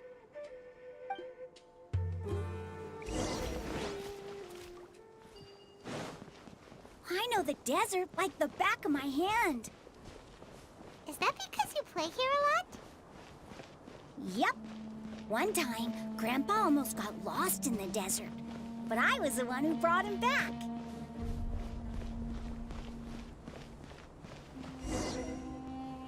There's something here. What's this? It's buried in the sand. Looks like we'll need to roll up our sleeves and do some work. And Paimon thought running around everywhere was already enough work. Okay. So, we have to dig it out? Whatever's down there, looks like... These are likely fragments of an academia-developed device, something akin to a headset. Looks like there were more than one village keeper. They must have been escorted this way because there are device fragments scattered around here. Let's split up and search the area. Chances are that we'll find other things nearby.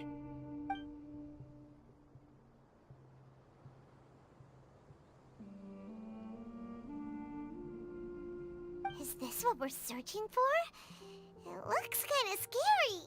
This is definitely a device used to extract divine knowledge. How did it end up buried in the sand? They must have been attacked along the way. Wait, what? Grandpa, I hope you're okay. Don't worry, your grandpa's gonna be fine. Razak didn't display any signs of starvation or dehydration, which means that they left fairly recently. We should be able to catch up. One more thing. Given that the device had been entirely covered by sand, I believe the attack must have happened prior to the sandstorm. Let's keep going. They can't have gone far.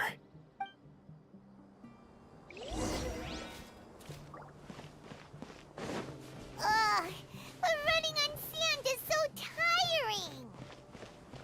But you're flying, aren't you, Paimon? Is flying over sand tiring too? Of course it is!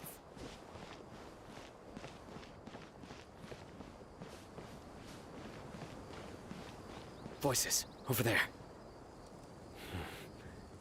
It sounds like an argument.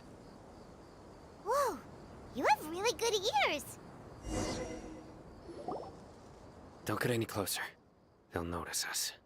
Dia's talking with the Eremites? Very interesting.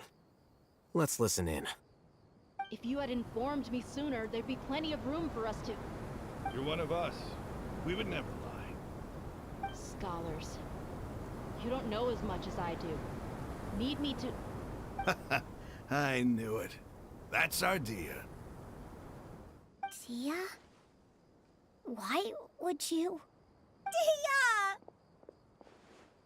Hey, what are you doing? Huh? Didn't you say you'd help me find Grandpa? Why are you on their side? Well, look who's here. Ain't that something? This complicates things. You've betrayed Aru village? So, this is the great General Mahamatra. Dear, you'd be better off as my assistant than hanging around with this motley crew. Seen for yourself. I have the means and methods, and my ideals are far more admirable than theirs. I'm not the type that's easily swayed, Raman. You of all people should know that. Wait, what's going on, Dia? Whose side are you on here? Shut it, Paimon. It doesn't matter. Whichever side you pick, nothing could deter us from the grand mission of resurrecting the Scarlet King. Once our Lord of Old returns to this land, we will have a new beginning. Face the facts, Raman. It's not gonna happen. You should understand that more than anyone. Have all your years as a merc taught you nothing about placing hopes in a ruler? I'm a desert dweller and a proud follower of the Scarlet King. Whether I live by the edge of the sword or in peaceful comfort, my soul will always carry this conviction. It's not too late yet. The village mad scholars aren't gonna bring the Scarlet King back to life. You don't understand, my dear lady. Pursuing our faith is our purpose in life. Even if the chance of success is 1 in a million, we must be willing to give everything we have. Even if it'll expose you to the academia? Even if they end up disbanding the Eremites? Your Eremites, which you've worked so hard for all these years? Yes. We've waited a long time for this day to come. The sun and the moon no longer shine here. All you see now is cracks in this desiccated land. But fate has finally dealt me a hand to play against the academia. With these scholars in our custody, we'll stomp the academia's forces and fight our way beyond the wall of Samiel. Ridiculous. Think about it. The academia controls the entirety of Sumeru. Your powers are negligible in comparison. If you still don't believe me, then try asking these 2 men. They're also against the academia, but neither of them are as arrogant as you are. They look more like pawns of the academia to me. Why would I listen to anything the people of Greater Lord Rukkhadevada have to say? Filthy traitors. Your god abandoned all honor and betrayed the Scarlet King. We desert dwellers will never trust the likes of you. It's impossible to communicate with someone so hostile. Perhaps we should. Do you really believe that by kidnapping the scholars, you'll be able to negotiate with the academia?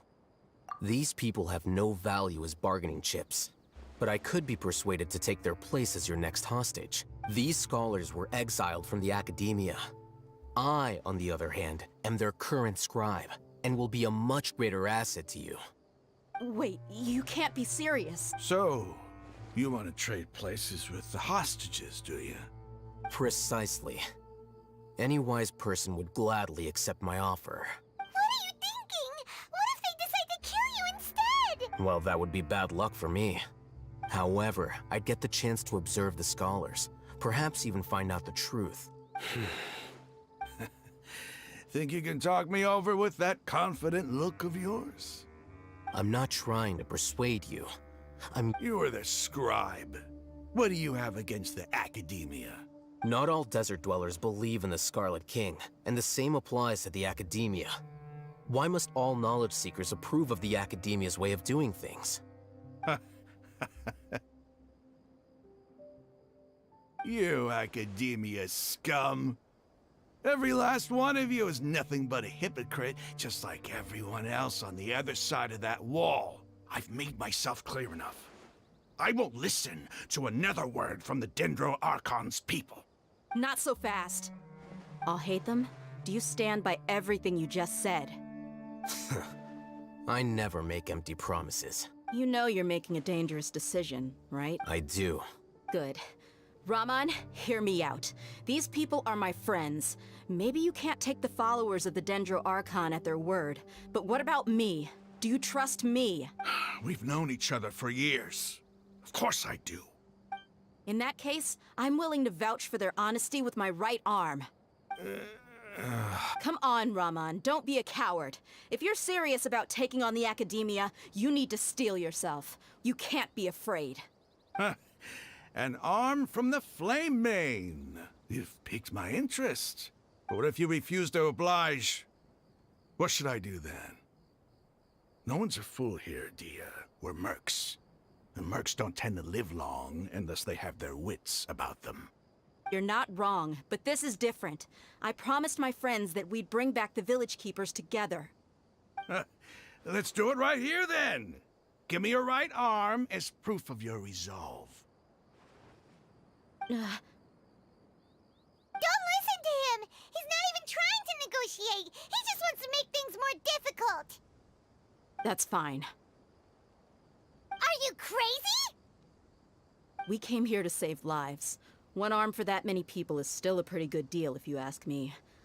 Rahman, I'm holding up my end of the deal here. You'd better not let me down. Sure. Go ahead and cut off her right arm.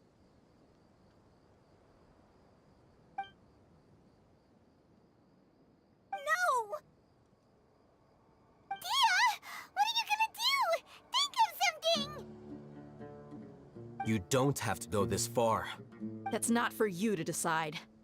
Do it!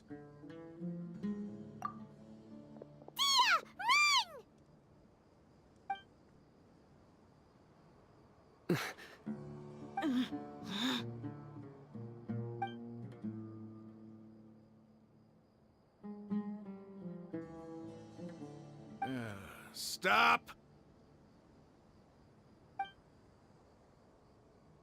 What's wrong? Can't do it? Flame Mane, you and I are both desert folk. Cutting off your arm is no different than cutting off my own fingers. Where's the sense in cutting my own kin to pieces? You've shown me that you're serious. Go on now, take your friends and leave. Meet me in the desert at noon tomorrow.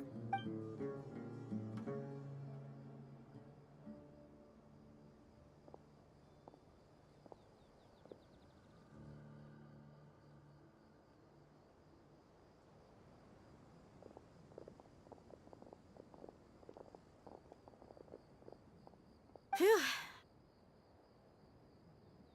I was really counting on him not going through with it. Dia! That was crazy! Have you all lost your minds? What if he'd actually cut your arm off? Then I just have to hold my claymore with my left arm. Okay, I'm sorry. But sometimes when you're out on a limb, you gotta double down to seal the deal, you know? Don't ever make a promise like that again. I can deal with the likes of them. If it came down to it, you would not lose to them either. I don't doubt it, Sino. But this is about more than me and them. There's a lot more where they came from. Even if we got rid of one bunch of radicals, there are others out there. Wiping them out would do more harm than good. As you wish. I'm sorry, Dia. I should have stayed put and listened. I should have trusted you. It's okay. I promised you I'd help find your grandpa, so I'll do whatever it takes. Whatever it takes? You just might be scholar material. Huh? Are you serious? The Eremites once said that I was a lunatic. Perhaps a little madness is essential to be successful in research. Why does it feel like he's using his praise for me as an excuse to brag about himself? Okay, let's get moving. We should head back to the village and rest up. Today was just a trial run. Noon tomorrow is gonna be the hard part.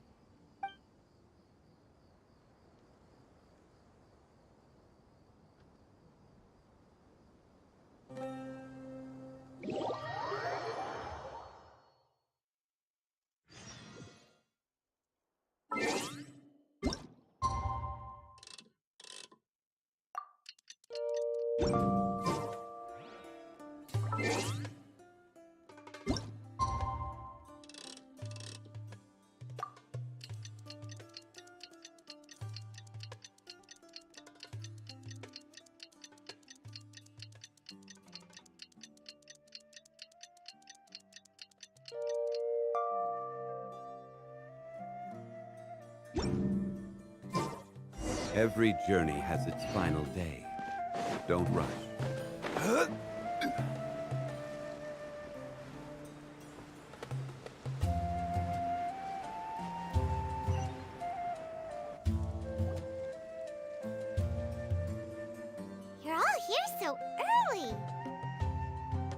Looks like we have everyone here. Isak, are you sure you want to come with us? I'll watch from a safe distance. Dia, I want to be there to bring Grandpa home. Okay, let's go then. Dia, wait. What's the matter? I heard that you were quite reckless yesterday. No more of that today, understood? Or I'll be very upset with you. Fine.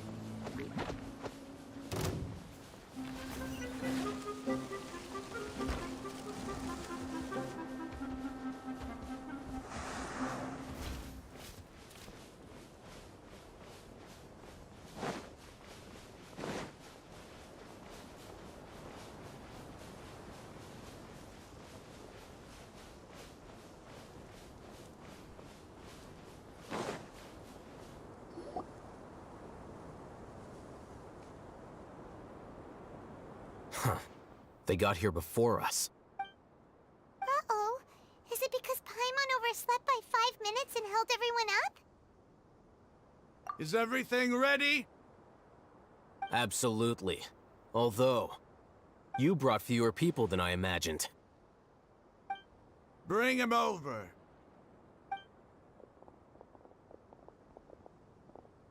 Grandpa! Why is there only one of them? Rahman, I've always thought of you as a man of his word. What's this about? It's a one-for-one exchange. Sounds fair, don't you think? And let me put it this way. Agreeing to any kind of deal with the Dendro Archon's people is already a huge compromise on my part.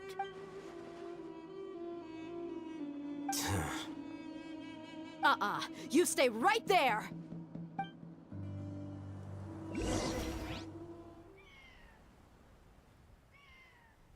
Shit.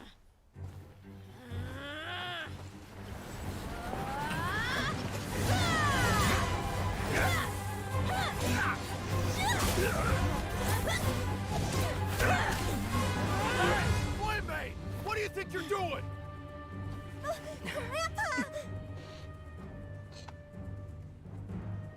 Don't you see this blade here? You coward! Why are your hands shaking? Wait a second! It's a earthquake!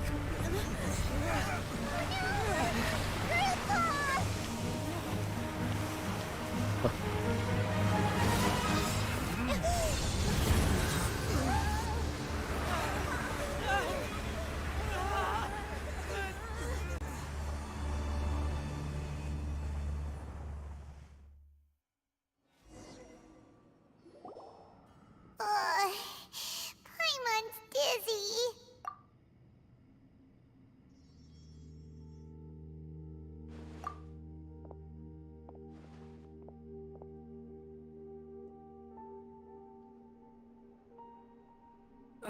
This day's going just great. What a nuisance. The sand dune collapsed. I saw an energy field. The village keeper protected us. It glowed green with dendro. Just like you said, it may well have been the remains of Lesser Lord Kusanali's power inside the scholar's body. The Dendro Archon. The present one. Grandpa? Grandpa? Oh no, he's getting confused again. Hey, look around you. Did there used to be a temple here? It seems that when the sand dune collapsed, it exposed these underground structures. The symbols on the gate belong to the Scarlet King's civilization. This structure must be ancient.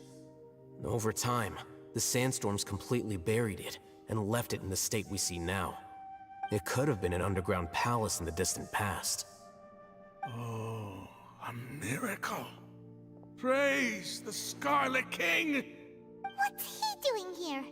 And his men too? They must have fallen down here with us.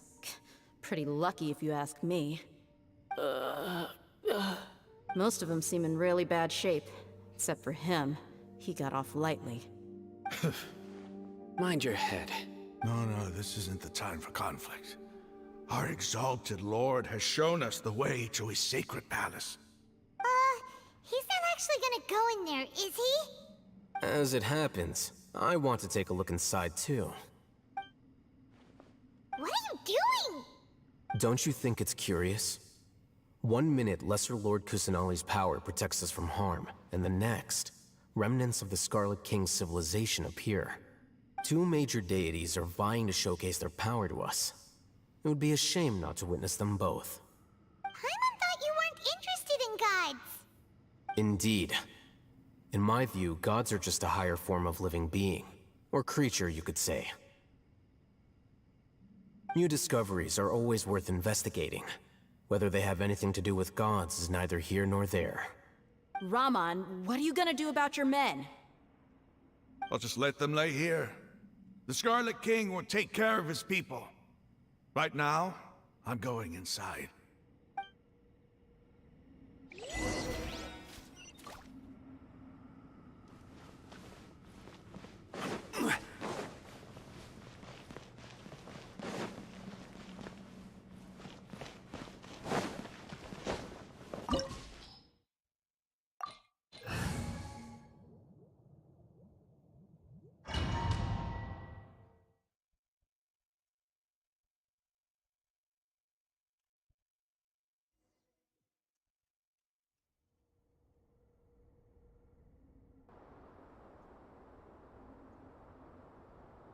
It's full of life here. This defies comprehension. It looked completely desolate from the outside. Yet... Yeah! And there's so many plants! It's so pretty! Sir Raman. Huh? Me? Do you see another Raman here? Are you mocking me? What do you mean, sir? Interpret it however you want, but there's something I'd like to draw your attention to. While this structure is clearly left over from the Scarlet King civilization, the energy that flows in here is that of the Dendro Archon. Whatever you say. It's not like I have a vision. There's nothing to be angry about. Think of this as an academic journey. It does seem kinda strange. If that's true, then we might have to explore this whole area to find an explanation.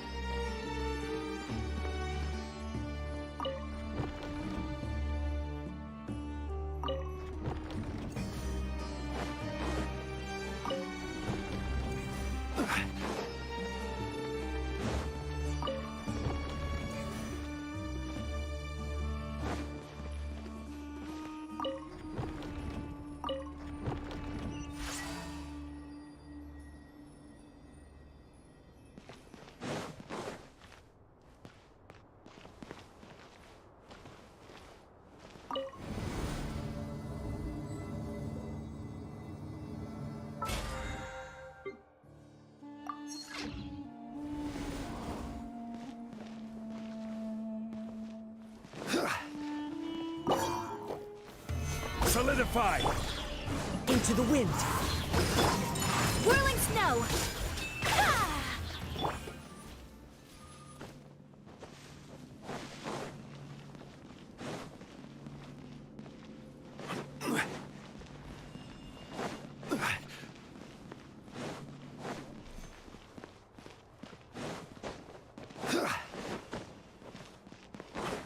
있습니다.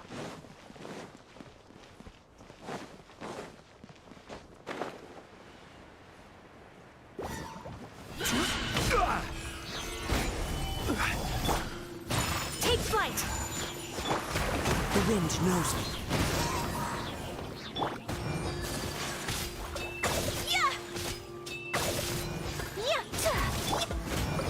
Into the wind.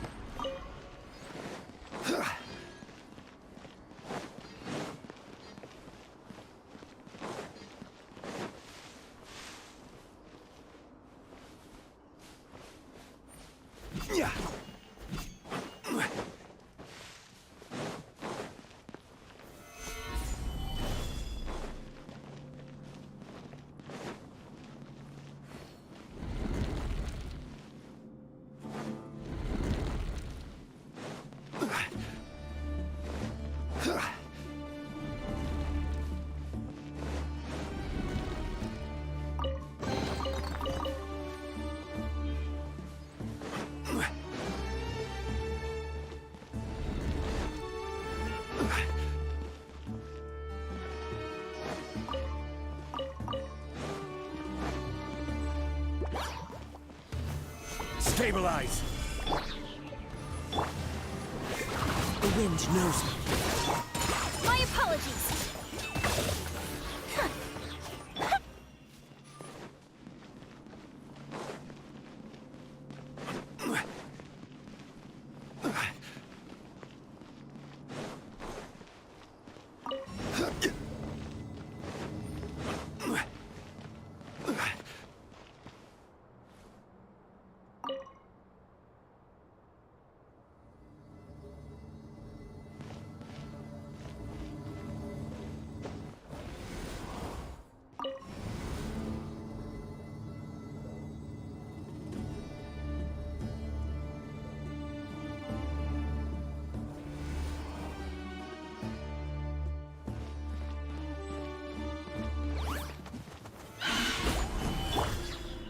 Into the wind.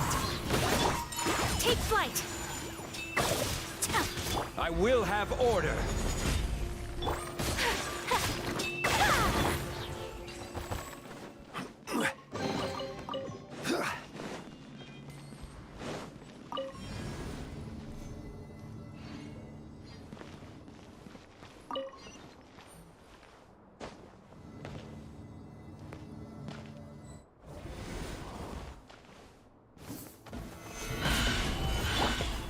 One with nature.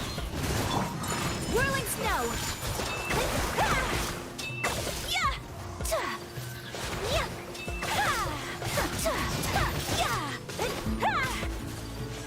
My apologies.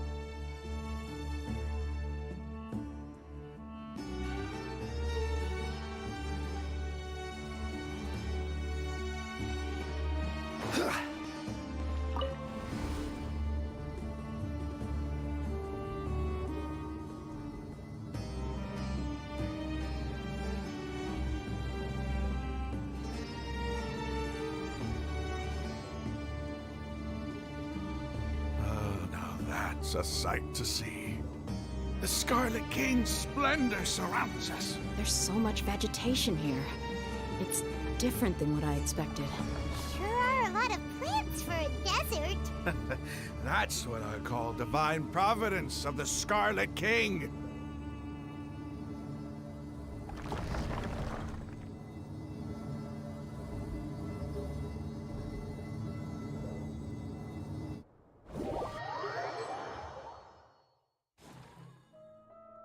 Bener.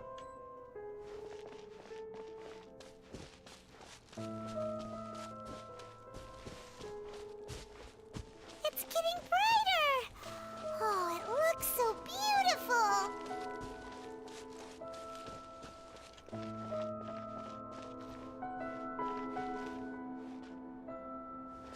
Apaan?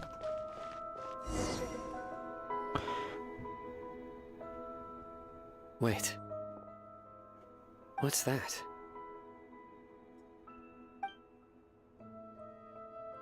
A load of flowers. It Habis. looks like there's something among them. These are Scarlet King runes. They left something behind. Yes. It's an elegy written in an ancient script. What does it say? Here lies our faithful priest Kasala. His wisdom is a miracle among the people, deserving of high praise and admiration. You can read ancient Scarlet King script? Of course. Every student needs to master at least 20 languages before they graduate. He's not serious, right? There's still something off about this place. The elemental energy here is too concentrated. The scent of life. Is it trying to tell us something? Is this it? Analyzing.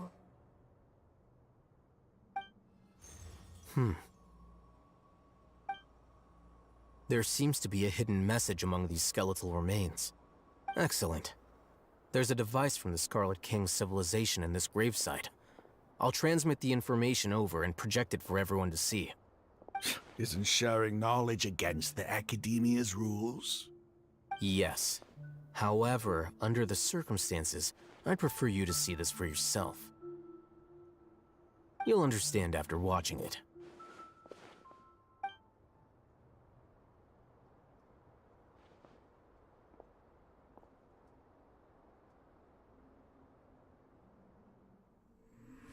Civilization is born of knowledge, but so too can knowledge be its demise. A disaster caught us unaware. It was knowledge that did not belong to this world. The Scarlet King brought this forbidden knowledge into our world, and it quickly spread like a plague. People's minds were filled with crazed whispers. Dark gray scales spread across their bodies. Even the land was stripped of its vigor. Only a desperate, deathly silence remained. Were it not for greater Lord Rukkhadevata from the forests, the damage would have been irreversible. She summoned the priests to build temples and infused into them the divine power of life.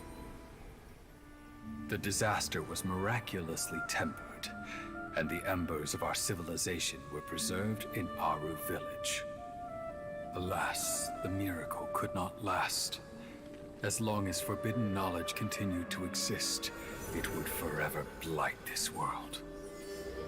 In the end, the proud king of the desert, my eternal lord, chose to sacrifice himself. I have spent my whole life since guarding one of these many temples. But now, my duty is coming to an end. As I close my eyes for the final time, the sight of that noble deity will appear in my vision once more. In helping the Scarlet King to eradicate forbidden knowledge, she exhausted her strength, and her form became that of a small child. How strange. Now that I think of her, I no longer have any fear of death, for I sense that the spirit of life will abide with me during my eternal sleep. Children of the desert, cling no longer to past grievances, but hold tight to the memory of this act of benevolence. What was that? The priest's memories. No, impossible. Greater Lord Rukkhadevata. So the former Dendro Archon and the Scarlet King were never enemies at all. But this doesn't make any sense. The Dendro Archon's followers, they're clearly... Was that the former Dendro Archon? She became so tiny in the end.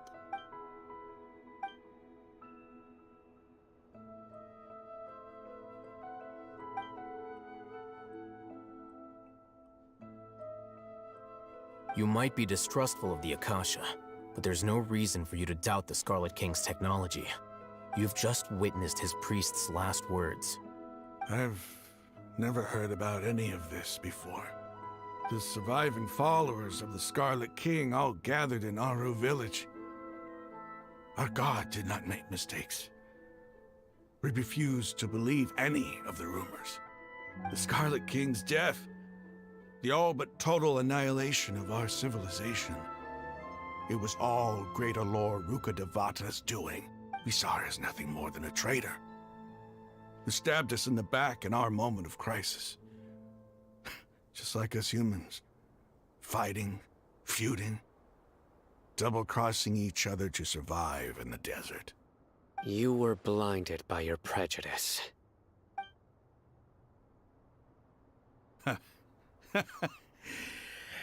If I hadn't seen this for myself, if I hadn't witnessed his last words with my own eyes, ears, and heart, how could I ever begin to accept this?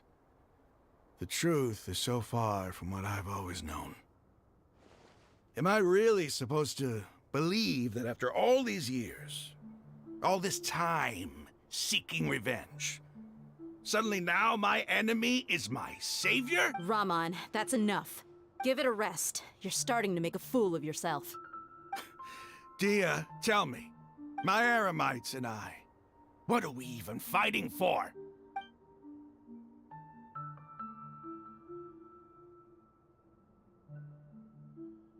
Hey, how you doing? I'll live. Thanks. I should probably go. Can't just stay here forever. What's your next move gonna be? Oh, I know what you're going to ask. I feel deeply ashamed of everything I've done. You'll get everything you're asking for, but please give me some time. After everything that's happened here today, somehow I need to explain it to the others. It's not gonna be easy. Well, I guess that's for me to deal with. Dia, this is where our camp's located. Make a note of it. When would be a good time for us to go? Tomorrow, I'll convince everyone that we're all on the same side. And I'll return every last one of your your village keepers. We'll share our other resources with you too. You seem to finally understand that our true enemy is the sages. Yes. The gods never gave up on anyone. It's the people responsible for all this that need to face the consequences of their actions. That must have been rough, but he seems to have figured things out now. Ramon's no fool. Being the leader of your own faction in the desert is no easy feat. It's too bad he was held back by his belief in the Scarlet King. But now that that's changed, I guess we have a few more people on our side. The outcome, at least, is favorable. We should get going too. Let's head back, have a proper meal, and a nice, long sleep. We'll need all our energy tomorrow.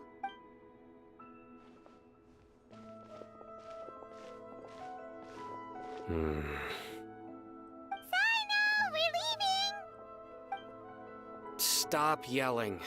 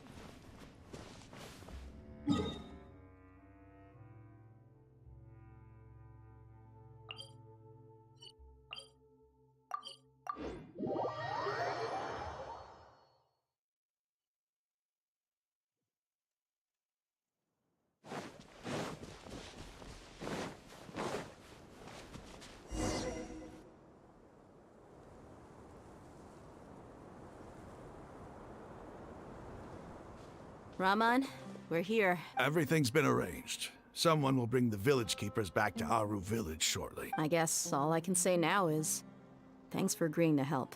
Ah, don't mention it. I think we can both agree you went to hell and back for it. But we share a common cause now. From here on out, we're allies. Where are the perpetrators? I'll bring you to them. Follow me.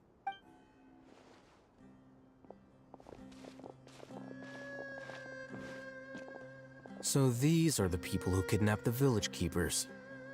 Oh no, it's the scribe! There's no need to yell. No one can help you now. We've been all over the desert trying to find you! That's right.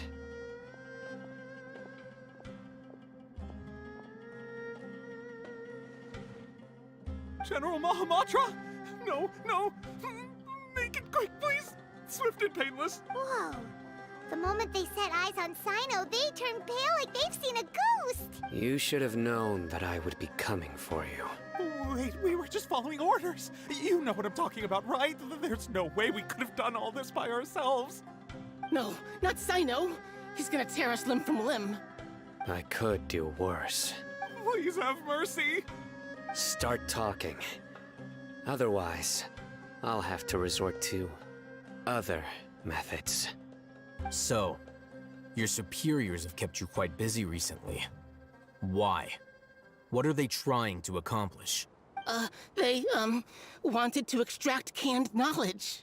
Don't play dumb. You know what I'm really asking. They extract divine canned knowledge. Then what? I really don't know how to explain it. Well, you better start talking or you'll be sorry! You don't want to make things any more difficult for yourself, do ya? Be my guest. Huh? Uh-huh. That sure didn't sound like a fancy metaphor or anything. You're serious, aren't you? How did you know? There's no use hiding it now. Yes, you're right. The Academia is working on an important and potentially world-changing project. They are creating a new god. A god that will belong to them and to the people of Sumeru. It may seem as if Sumeru's academics are thriving, but ever since the death of Greater Lord Rukkhadevata, scholarly breakthroughs have been few and far between. The withering of Irminsul has been getting worse recently. The sages have tried everything they could think of, but nothing's worked. I'm always hearing them say things like, if only Greater Lord Rukkhadevata was still with us. Continue. And then, someone from the Fatui showed up. They called him the Doctor. He brought a gnosis and said he wanted to borrow the Academia's research facilities. The Doctor was previously expelled from the Academia. At first, the sages looked down at him in disdain. But when he said those words, everyone's expression changed. He asked them, do you wish to create a god? This is what the arrogant ignorance at the extreme end of academia looks like. First, the Academia spent a long time constructing a divine vessel, which was based on an exquisite humanoid puppet. After that, they harvested dreams via the Zeb-Zerus Festival Samsara, maximizing the Akasha's output. With the Doctor's help, and the Akasha now functioning at maximum efficiency, they were able to use it to extract the power from the Gnosis and convert it into a divine core. Next, They decided that their new god needed to possess divine wisdom. For that to happen, they needed a huge quantity of divine canned knowledge. It adds up.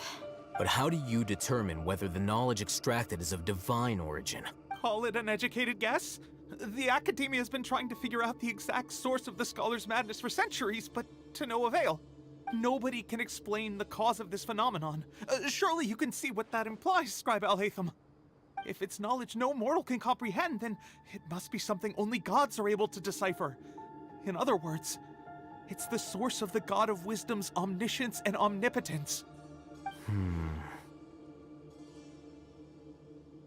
You must have noticed by now. The academia doesn't care about who their god is. It's the ability to exercise control over knowledge and wisdom that matters. It is as if they are cursed with a desire for omniscience and omnipotence that burns in their blood. Some organisms demonstrate phototaxis, and thus orient their entire lives in respect to sources of light. For the sages, their only source of hope is the existence of a deity who embodies the acme of wisdom. This is but a form of phototaxis. For many scholars, the absence of a god of wisdom means stumbling in the darkness for the duration of their lives. Then what does Lesser Lord Kusanali mean to you? Is she not a true god present in this world? If you already have a new god, why try to create another one? From the beginning, the academia has never treated her as a god. When the academia first discovered Lesser Lord Kusanali, the newborn god of wisdom, the sages hoped that she would be as wise as Greater Lord Rukkhadevata. But upon evaluation, they found that at the time she possessed no more intelligence than any ordinary human child. The sages never had a ruder awakening. This forced them to accept that Greater Lord Rukkhadevata had indeed passed away. Not to mention that Lesser Lord Kusanali's gnosis had been used to power the Akasha this entire time. By herself, she has neither an Archon's raw power, nor the spectacular insight expected of a god of wisdom. Slowly but surely, people began to forget about her existence. So, this is the path the sages have chosen.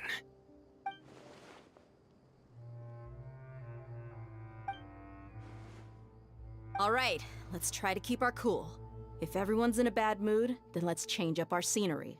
Rahman, give me a few men to help us escort the village keepers back to the village.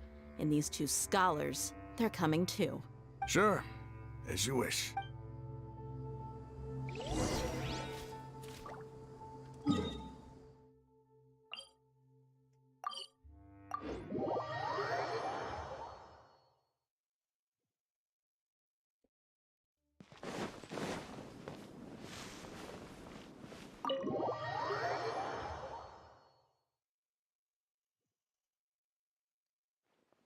The village keepers you found have all been returned to their homes, and each one has a dedicated caregiver to look after them. The two new scholars are being kept under close supervision, too. Really great work, everyone. The atmosphere is so heavy.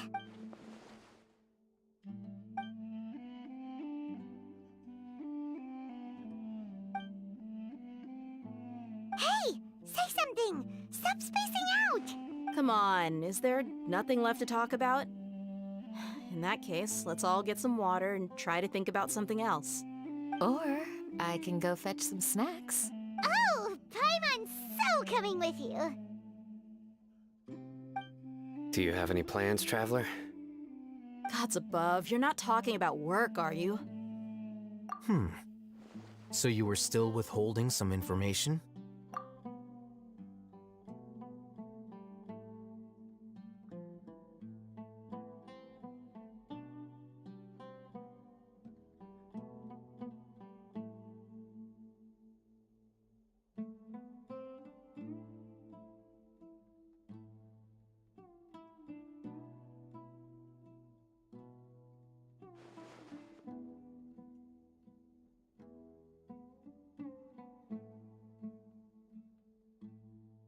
Even though we lived through all of this firsthand, it still feels super surreal to hear you talk about it again. What a whirlwind of a story.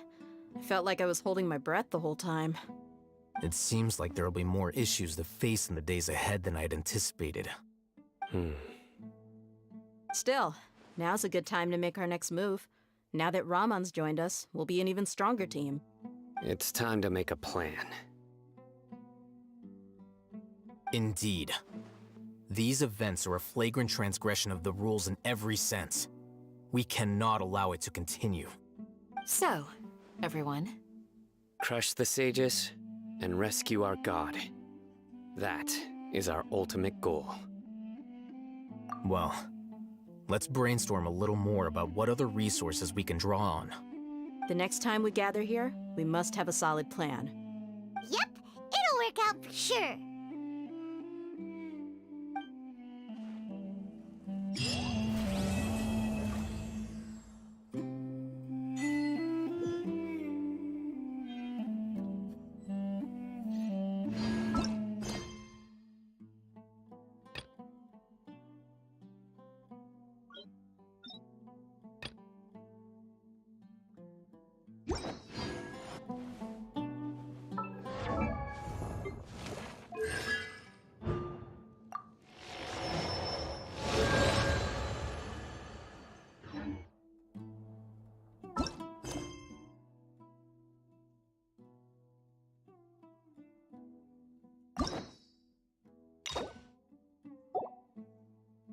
Juga.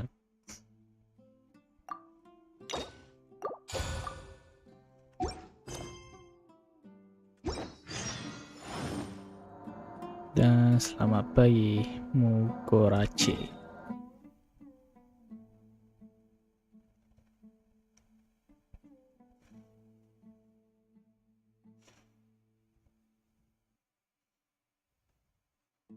Oh, ada liquid di sini. Oke.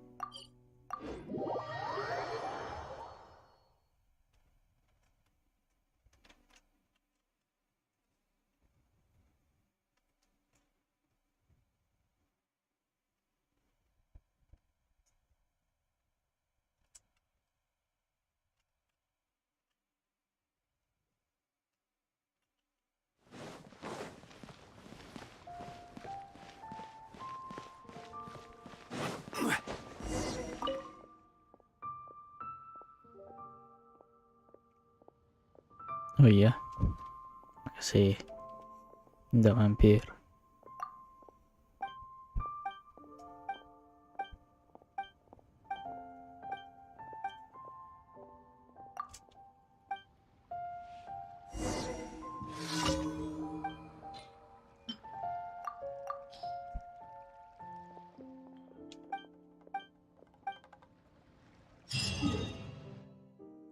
Ini lagi ngerjain daily quest.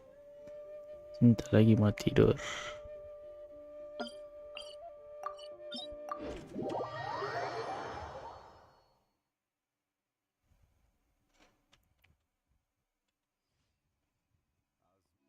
Udah 2 jam setengah loh.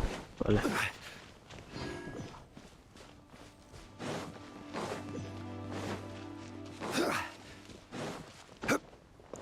Hanya ada mah.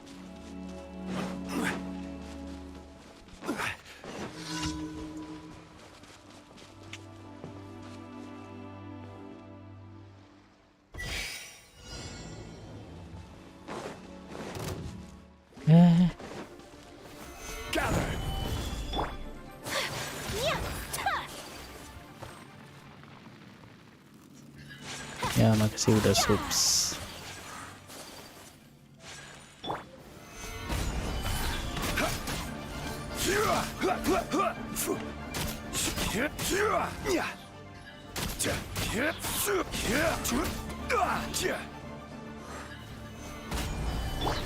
Take flight.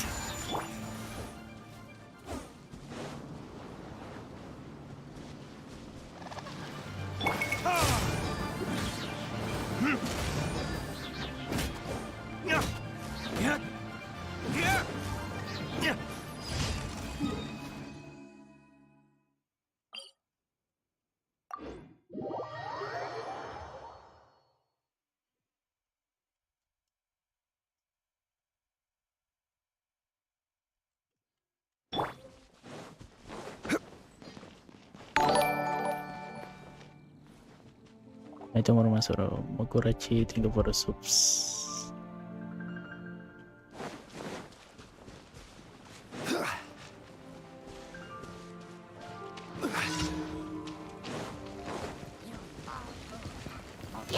Stabilize! The wind knows me.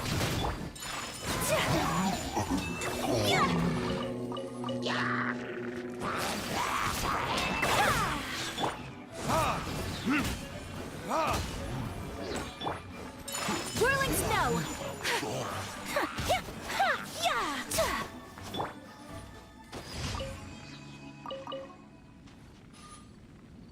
Oke, sip.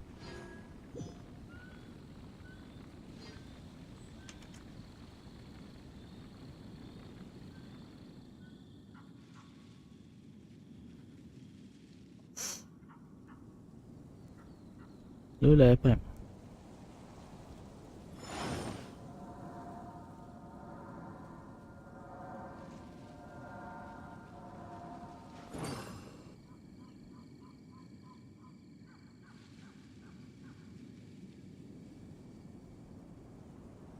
Betul deh. Gue pakai OBS. Osmanthus wine tastes the same as I remember. OBS But where are those who share the memory?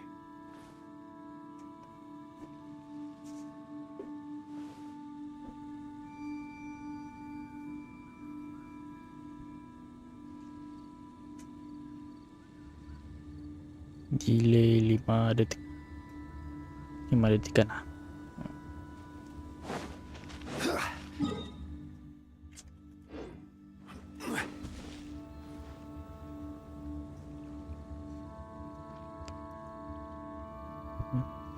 Gue masuk best.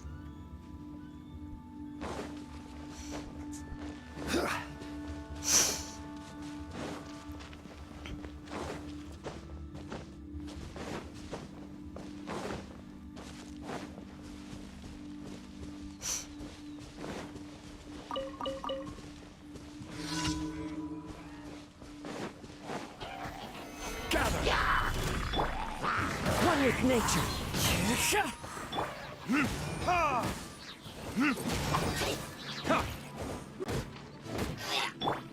Take flight! Into the wind.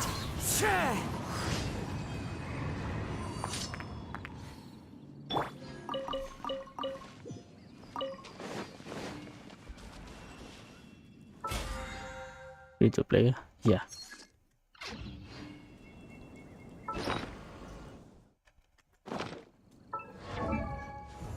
Tapi free to play mah banyak.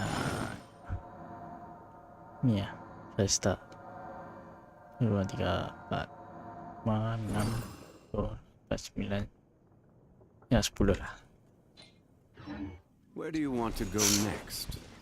If you'd like to see Liyue's tourist spots, Itulah gua. I have a few. My apologies!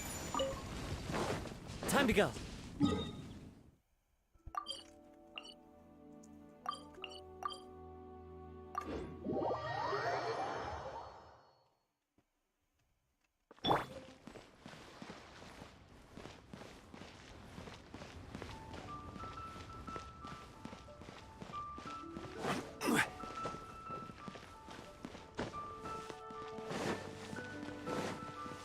Komen aja di kasih UI dulu di komen. Gue iya di sini. Add Astro. Thank you for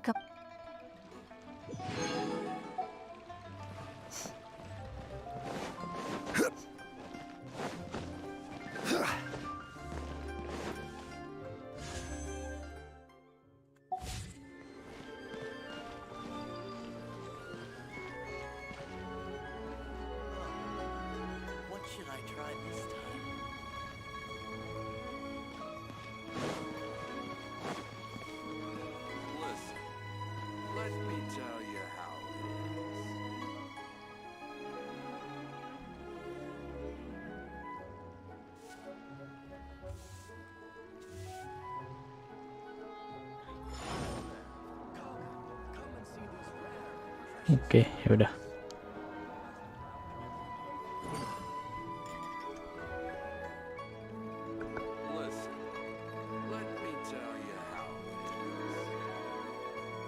Dan thank you semuanya udah nonton. Gua mencari juga. Nah, gue udah kecapean. Kita lagi di esok. Every journey has its final day. Mungkin sore atau malam. Don't rush. Oke. Coba. Terus semuanya. Ciao.